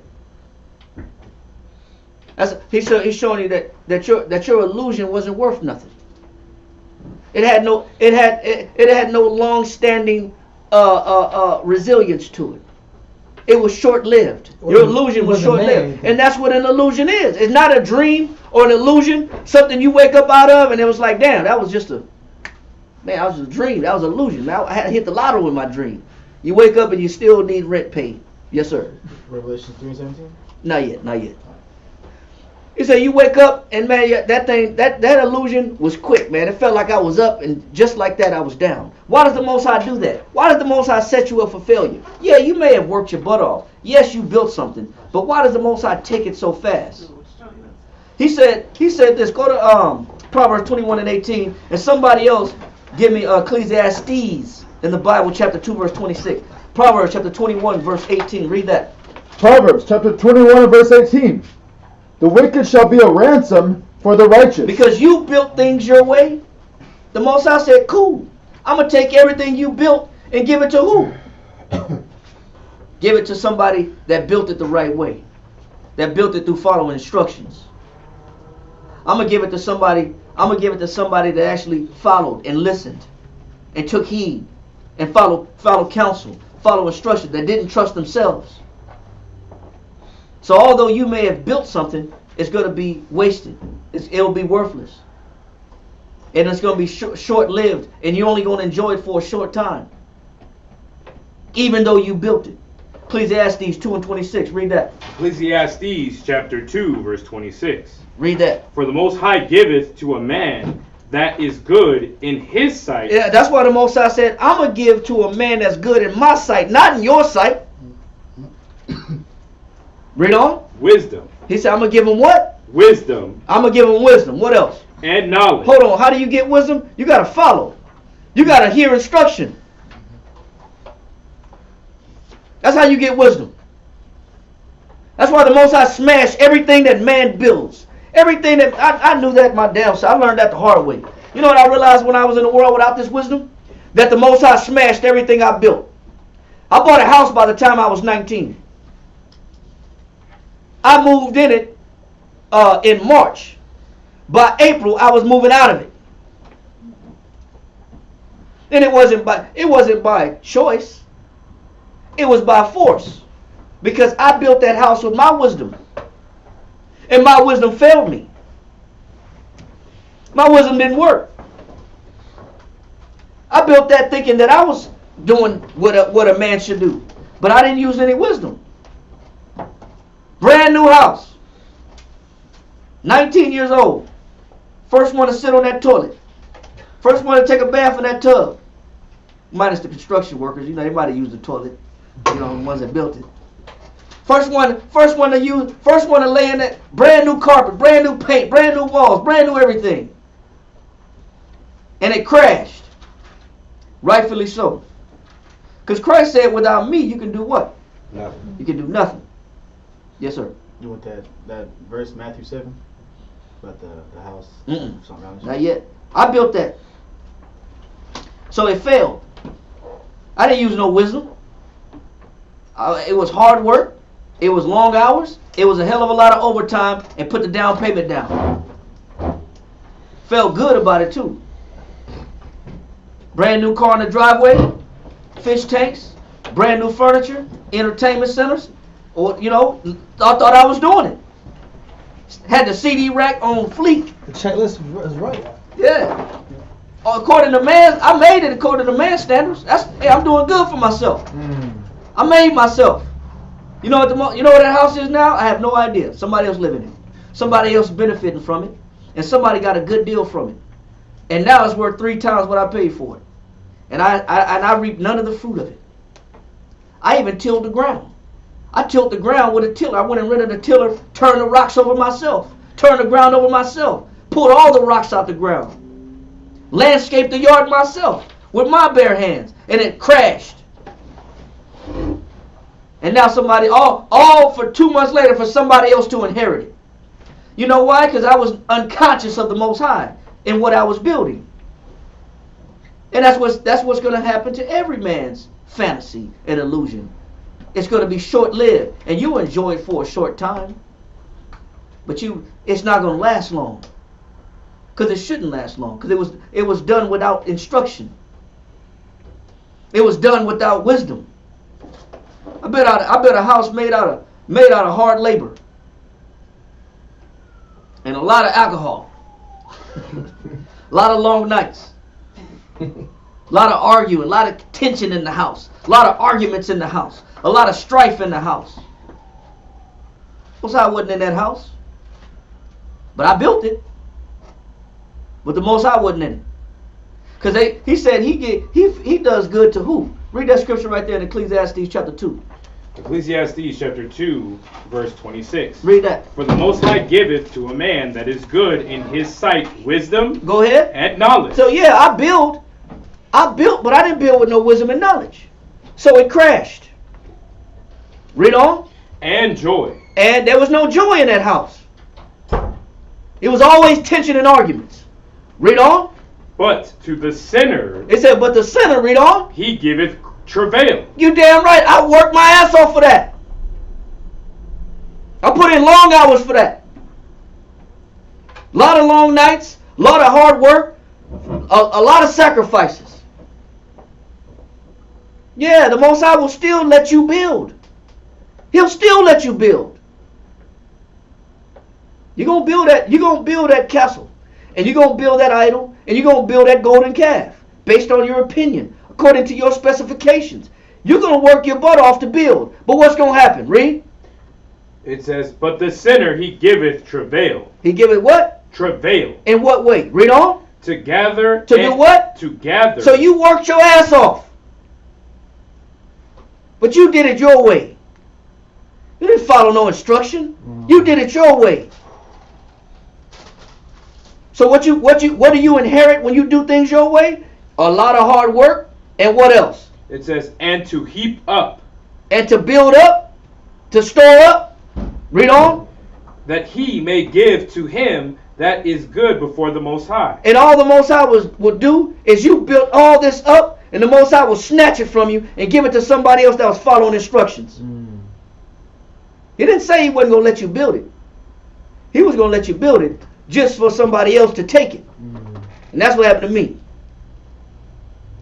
And that's what's going to happen to every man that builds his own damn fantasy and don't include wisdom and instruction and following and taking heed and understanding into what they're building.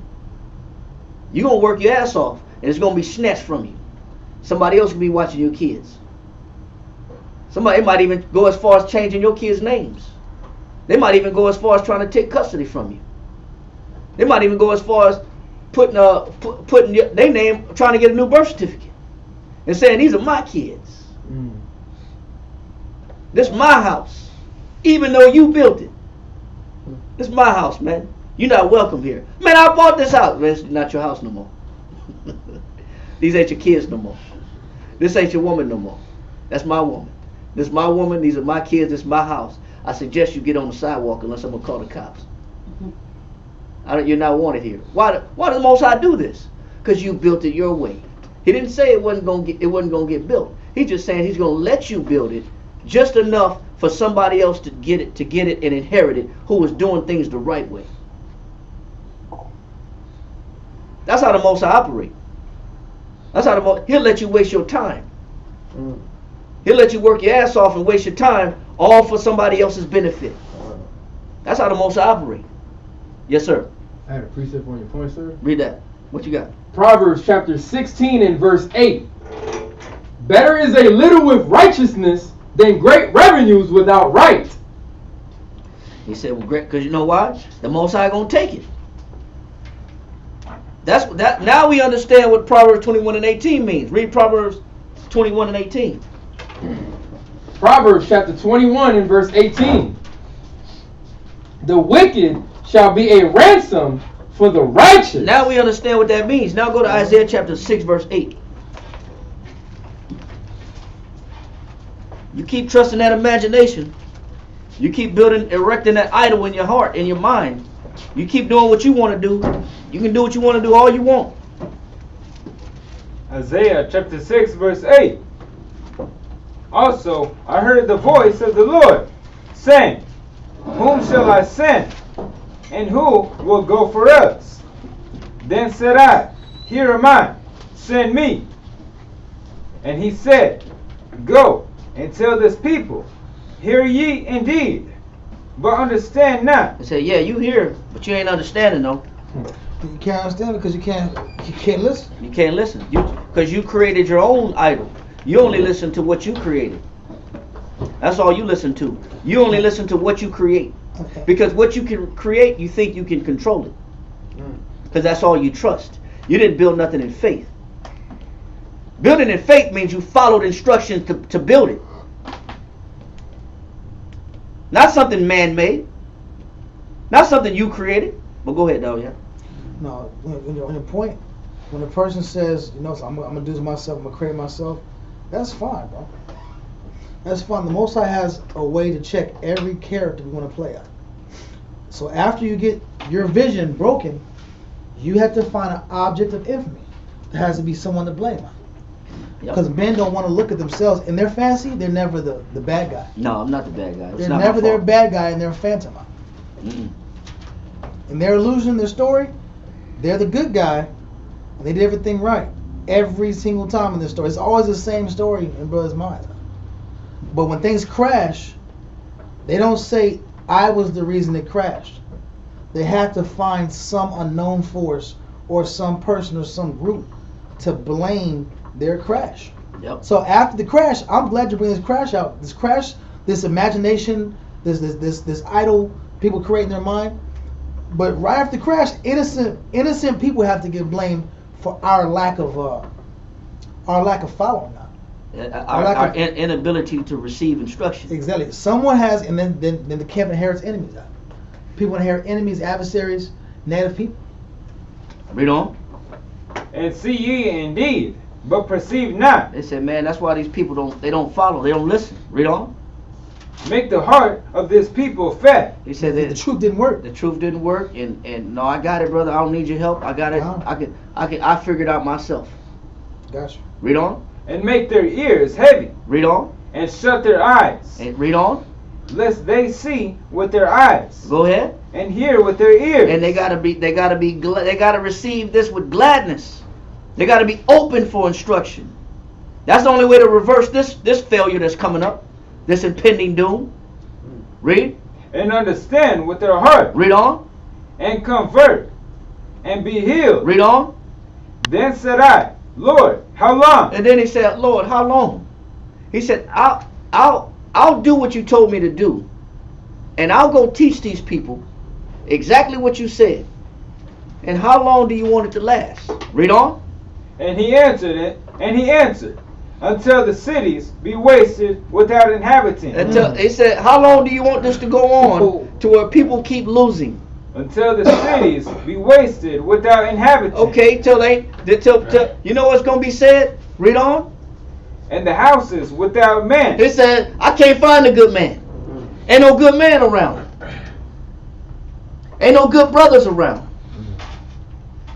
He said to the cities, he said, be wasted without inhabitant, and the houses without men. There's gonna be a lot of single parent households, man. A lot of single parent families. Because you know what? This ain't just for men. It's for women too. Women got their imagination too. Women build too. Women go to work too. And women have they got illusions too. They got phantoms too. And you know what? And the punishment for that is, you ain't got no man. Ain't no man in the house. Because you trusted your phantom. Because you only believe in you. Because you didn't want to receive instruction. Now your house is absent of a man. Now you're single. Now you by yourself. It's you and your phantom on the couch. It's you and that idol, that imaginary idol sitting next to you watching TV. But that man ain't there. Read on. And the land be utterly desolate. And the Lord have removed men far away. He said he removed men what? And the Lord have removed men far away. And there be a great forsaking in the midst of the land. And it's a great forsaking. I want to deal with you. That's the great forsaking. No one wants to deal with all the baggage. Damn, man. That's right now. Go back to Psalms chapter 58. We almost finished. Go to Psalms chapter 58. I'm sorry. No, it's all right. Shit, man. Crazy scripture, I think. Psalm 58. Yeah, go back to Psalm 58. Psalm chapter 58. In verse 2. Wow.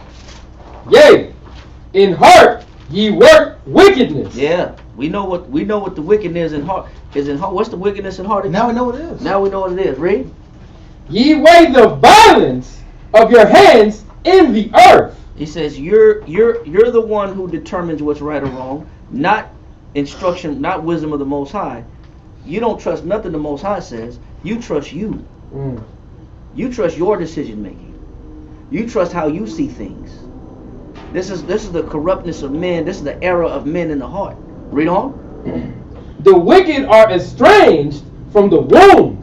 He said they're estranged from the womb. Read on.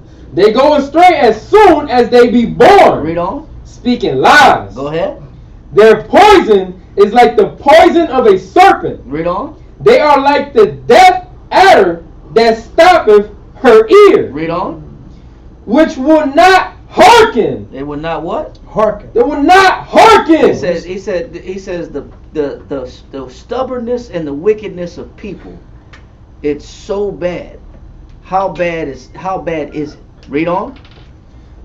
Which will not hearken to the voice of charmers. The charmer is supposed to entice you, to motivate you, to inspire you. He says, who will not hearken to the voice of the charmers. Read on. Charming never so wisely. What does that mean? What does that mean? Can anybody break that down? Whoever got it, whoever you got it, say it. Who can break that down? It's like someone that's trying to. It's like somebody that's trying to give them some sort of instruction to better themselves, but to them, they're not even perceiving it at all whatsoever. They can't figure out a way to reach it. Say it again. They can't figure out a way to reach it. And you would think it's the perfect fit. The snake, the charmer, but they can never find the right way to get them to receive the message. Close, very close. Anybody else? It don't sound good enough for you to receive it. Man. Okay. Bingo. No matter what you tell them, Right. it's never good enough for them to receive instruction. It's never good enough. No song is ever good enough for them. Listen what he said. Read verse 4, then verse 5. Come. Psalm chapter 58 and verse 4. Their poison is like the poison of a serpent. Read on. They are like the death adder. Read on. That her ear. It said that the death adder stoppeth her ear. It's death. He says stoppeth her ear. Go ahead. Which will not hearken to the voice of charmers. It says will not. The ears are plugged, and will not hearken to the voice of charmers. Read on. Charming never so wisely. It don't matter how good the counsel is. It don't matter how good the advice is. It doesn't matter how good the instruction is. There's no amount of instruction that you could give them that they're going to follow it. Because their ears are stopped. Nothing's ever good enough for them to listen. That's how bad our people are. You can't say nothing to make them receive instruction.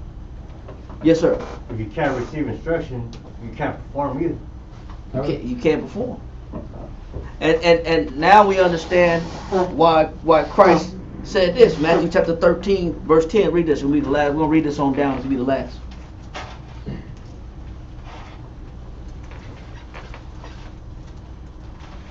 Matthew chapter 13, verse 10. Read that. Matthew chapter 13, verse 10. And the disciples came. I lied. Go ahead. Keep going. And said unto him, Why speakest thou unto them in parables? Yes, that's what they said. One of the disciples said, Lord, why do you speak to them in parables? Get the definition of parables real quick. Definition of parables. Stories? Yeah, but it's more than stories. It's story time. So everybody gather around, young children. Story time. He said, why they talk to them in parables? Read the definition of parables real quick. A short moral story. It's a short moral story. Why do you tell the people? Why do you talk to people in short? They're very short, but they have a moral lesson behind it. Attention span. The attention span is short, but you gotta be able to give them as much good in a short amount of expression as possible, and a short amount of communication. Our people's attention span is small, and if you don't get to the point, you lose them. You over talk them, you lose them. You give them too much instruction, their ears are plugged up. You put them to sleep. He said their ears are dull of hearing. They're not going to hear everything you say. So you just got to give them little bits and pieces of good, of information. You got to dice it up for them like baby food. You got to put it in bite-sized pieces because their ears are dull. He said, why do you teach them in parables? Read on. What are parables? A short moral story. Okay, read on in the scripture. He answered Verse 11. He answered and said unto them, Because it is given unto you to know the mysteries of the kingdom of heaven, but to them it is not given. Why is that? Read. For whosoever hath, to him shall be given. Who hath what? Hath an open ear for and ready to receive instruction. Whoever is ready to receive instruction, this is the one who the parables make sense to. They're ready, they gladly receive instruction. Read. And he shall have more abundance. But whosoever hath not, from him shall be taken away even that he hath. We just read that the Most High will let the wicked man build. He'll let you build. And he said, but what will he do after you built it? He'll take it and give it to somebody else, so that your work is in vain. Read on. Therefore speak I to them in parables. He says, this is the reason why I talk to them in parables. Talk to me. I got to talk to them in little short stories that have a moral to the story. There's some good behind it. There's a lesson in it, but it's in bite-sized pieces. Read on. Because they sing, see not, and hearing, they hear not, neither do they understand. And in them is fulfilled the prophecy of Isaiah, which saith, By hearing ye shall hear, and shall not understand, and seeing ye shall see, and shall not perceive. For this people's heart is waxed gross, and their ears are dull of hearing, and their eyes have closed. They can't receive. You can't tell them anything. Nothing's good enough for them to follow instruction. You can pipe and you can harp, and you could charm. He said they don't get it. Because they're too busy believing their own illusion. They're too busy believing their own opinion. That's why no matter what you say, it's never good enough for them to follow it.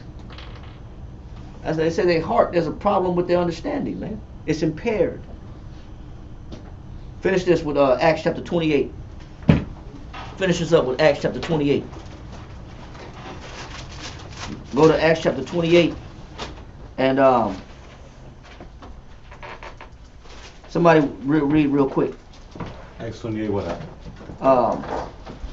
Start at verse 17. Read on down real quick. Acts 28, verse 17. And it came to pass that after 3 days, Paul called the chief of the Jews together. Paul, it said, after 3 days being in Rome, Paul said he called the chief, the high priest of the Jews together. Read on. And when they were come together, he said unto them, men and brethren. He said he called them what? Men and brethren. He said men and brethren, right? Read on. Though I have committed nothing against the people. He said, though I've done nothing wrong. Read on. Or customs of our fathers. He said, I have not violated the custom of our fathers. Read on. Yet was I delivered prisoner from Jerusalem into the hands of the Romans. He says, even I did nothing wrong, but y'all gave me away to the Romans. Read on. Who, when they had examined me, would have let me go, because there was no cause of death in me. He said, I didn't do anything worthy to be put to death. Read on. But when the Jews spake against it. He says, but the Jews, my fellow brethren, spake against that death decision. Read on. I was constrained to appeal unto Caesar. He says, I had to make an appeal to Caesar because my own people wouldn't let me go. My own people had it out for me. Read on. Not that I had ought to accuse my nation He of. says, now I'm not doing this to accuse y'all of any wrongdoing. I'm not even blaming nobody. Read on. For this cause, therefore, I have called for you. He said, but this is why I want to make this declaration to you. I called you to this meeting to declare this to you, not to bring you into a council to rail against you or to accuse you of anything. He said, I'm calling this council to declare something to you. Read on. For this cause, therefore, I have called for you. Go ahead. To see you. He said, I want to see you. Read on. And to speak with you. And I want to speak with you. Read on. Because that for the hope of Israel, I am bound with this chain. He says, it says, even though you look at me like I'm worthy of death, I still care so much about you that I'm going to speak to you anyway. And that's how you got to deal with our people. Even though their ears are stopped up like that damn death adder, and you can't charm no song good enough to let them follow instruction, you just got to speak for the sake of love. You know damn well our people ain't going to listen. But you just got to do it out of love. You got to tell them anyway. Even though you know they ain't going to listen. Just because you love them. So I know you're not going to listen to me. But because I love you, I'm going to tell you anyway. That's how you got to deal with our people. Read on. And they said unto him, we neither received letters out of Judea. Hey man, we didn't know you was in that situation. Ain't nobody told us you was about to be tried. Don't put that evil on me, Ricky Bobby. You know, that's a lot of dodging, man. The Jews like, man, we don't know nothing about that. Read on. Concerning thee. He said, man, we didn't know you was in trouble. Read on. Neither any of the brethren that came should or spake any harm of thee. Hey, nobody even told us you was in that position. Read on. Keep in mind, Paul was a Pharisee. Read on. But we desire to hear of thee what thou thinkest. Hey, but we're going to hear you out, man. We came to the meeting to hear you out. What you want to tell us? Read on. For as concerning this sect, we know that everywhere it is spoken against. He said, because you believe in Christ, and because this sect of Christians, we know people don't want to hear y'all. So we at least want to hear you out. We came to at least give you a chance to speak and hear you out. Read on. And when they had appointed him a day. So they said, listen, man, we're going to call for a meeting, a council. We're going to have a specific day that we're going to counsel on. We're going to set this meeting up between Paul and the Jews to hear you out. Why you was in Rome being put to death by fellow brethren. So come on this day on this council, we're going to sit down and counsel. Read on. There came many to him into his lodging. And so a lot of Pharisees came to Paul in his house, wherever he was staying at. Read on. To whom he expounded and testified the kingdom of the Most High. So Paul was teaching his butt off to these Jews. He was going in on these Jews of why they should believe in Christ. Read on. Persuading them concerning Yahushua. For how long? Read on. Both out of the law of Moses. Read on. And out of the prophets. Read on. From morning. From what? From morning. To when? Till evening. When is evening? So how hard was Paul going in trying to convince these people? All day, every day. All damn day. And all damn night.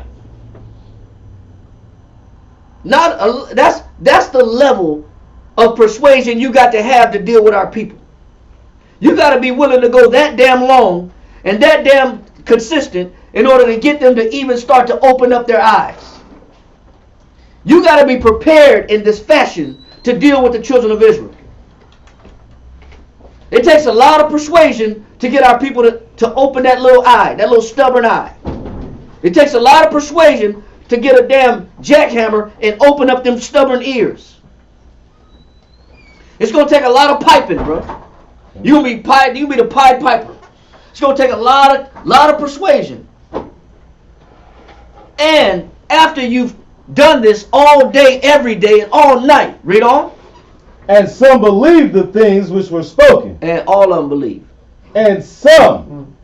Out of all that talking, Paul was able to persuade who? Some. He was able to catch some, man. That was a long counsel. That was a lot of persuasion. That was a strong testimony. He was using the Old Testament and showing how Christ was fulfilling the Old Testament. He was going into the law, the Torah, and the prophets, showing that Christ was in the Torah and Christ was in the prophets. It was all written of him. Paul was going in on his class, man. He said he got some of them. Some of them believe. Read on. And some believed the things which were spoken. Go ahead. And some believed not. And some didn't what? Believed not. That's how you got to deal with your people. You got to tell them for the sake of love. And some of them might believe it. Some of them might not. But you know what's so crazy about this? Read on. Come. Turn the page, Slocky. And when they agreed not among themselves. And when the believers argued with the non-believers, read on. They departed. They all left. After all that, and you caught a couple of fish, and you persuaded some of the Jews, but they started contending with each other, and what happened? And when they agreed not among themselves, they departed. Go ahead. After that, Paul had spoken one word. Paul said, man, what did Paul say after that? Well spake the Holy Spirit. He said, man, the Holy Spirit is true. What's true about the Holy Spirit? Read. By Isaiah the prophet. By Isaiah the prophet. Go ahead. Unto our fathers. Go ahead. Saying. Saying what? Go unto this people. He said, man, Isaiah was right when he said, go to this people. We just read that in Isaiah chapter 6. Read on. And say. Go ahead. Hearing ye shall hear. He said, man, you going to listen. Read on. And shall not understand. But damn, I done all this preaching and done all this talking and done all this persuading and done all this convincing, and you still left and you still walked out. Sure enough, he said, it's a truth that this is the mentality and the mind frame of the children of Israel. Read on. And seeing you shall see. I done showed you in the law. I showed you in the prophets. Read on. And perceive not. And you still didn't understand. Nothing can convince you. There's no charm that you can come up with to persuade our people to follow once they've built their own idol in their mind. Read on. For the heart of this people is waxed gross. Go ahead. And their ears are dull of hearing. Read. And their eyes have they closed, lest they should see with their eyes. Right. And hear with their ears. Go ahead. And understand with their heart. Man, he said, man, they ain't got no chance, man. They damn near don't got no chance. Paul went in, bro. Paul went in on the class side. And they still walked away confused. Some believed, some didn't. They still didn't catch none of them. He said, man, these people's hearts are stubborn, bro. You have to be prepared to deal with your people, because that's the level of their stubbornness. That's the level of their rebellion. That's why the Most High said this. Last one, 1 Corinthians 1 and 21. Read that. 1 Corinthians 1 and 21. Read that last one. 1 Corinthians chapter 1 and verse 21. For after that, in the wisdom of the Most High, the world by wisdom knew not the Most High. I said, man, you can give them all the wisdom you want. They're not going to recognize the Most High because there's a block in their ears. There's a block in their eyes. Read on. It pleased the Most High by the foolishness of preaching. They said that's why you can show them all the prophecies you want. You can read the Torah. You can read in Hebrew. You can read the New Testament. You can read in Greek.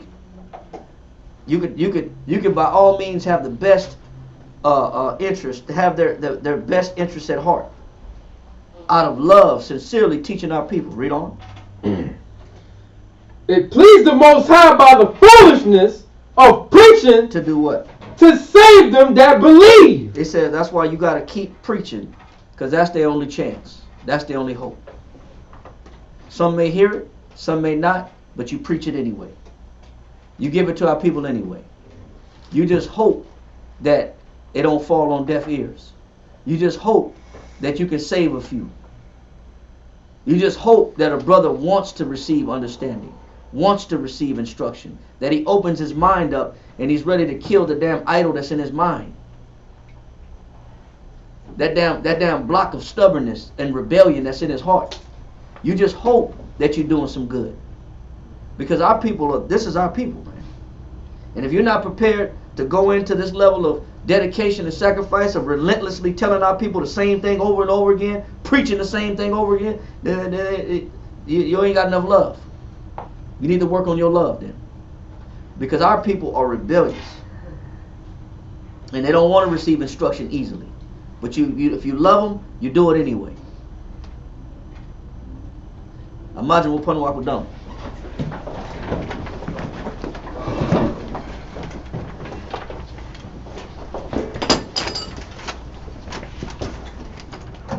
Yahweh Shmi Awashai, Abanawa, Bashamayim, Badash, Haya, Shamka, Yahweh, Malakwithka, Taba'ah, Ratazaka, Haya, Aisha, Ratazah, Kawa, Haya, Bashamayim, Watananawa, Kham, Ho, Yawam, Wasalachnawa, Kabwathnawa, Kasalachnawa, Kabwathinawa, Wala'ah, Tabinawa, Walasai 1, Bo. Hawashana, Mayan, Rai, Kaya, Raka, Amalakwa, Ha'ala, Wata Para, La'aywalamya, Aman.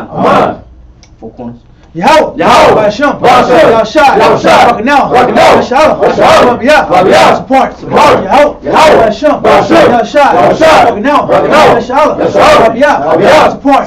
Yahweh, Hashem, Yahshai, now, Yahweh, support, Yahweh, Hashem, Yahshai, now, Yahweh, support, Rakata Yahweh, Rakata Yahweh Shai, Rakata Yahweh, Rakata Yahweh Shai. Brakata Yahweh, Brakata Yahweh Shai, the Wadi Yahweh, the Wadi Yahweh Shai, the Wadi Yahweh, the Wadi Yahweh Shai, the Wadi Yahweh, the Wadi Yahweh Shai. All love, all praise, all truth, all wisdom, all knowledge, all mercy, all piety, all justice, all righteousness, all wisdom, knowledge, understanding, from Yahweh. The Wadi Yahweh, the Wadi Yahweh Shai, in Yahweh Shai's name we pray. The water, Yah, Aman. Circle up. What we got? Salute out in the heavenly order. Yahweh, Wadi Yahweh Shai, I call Yas Allah, men of Israel. I want you. Run. Yahweh Shem Yahshai, Kum Dismissed. Turn to face sisters. My bad, sisters, please stand. Brothers, I'm on Shabbat. Salute out the God of Zion, men of Israel. I want you. Run. Yahweh Shem Yahshai. Yajabata, dismissed. Fall out.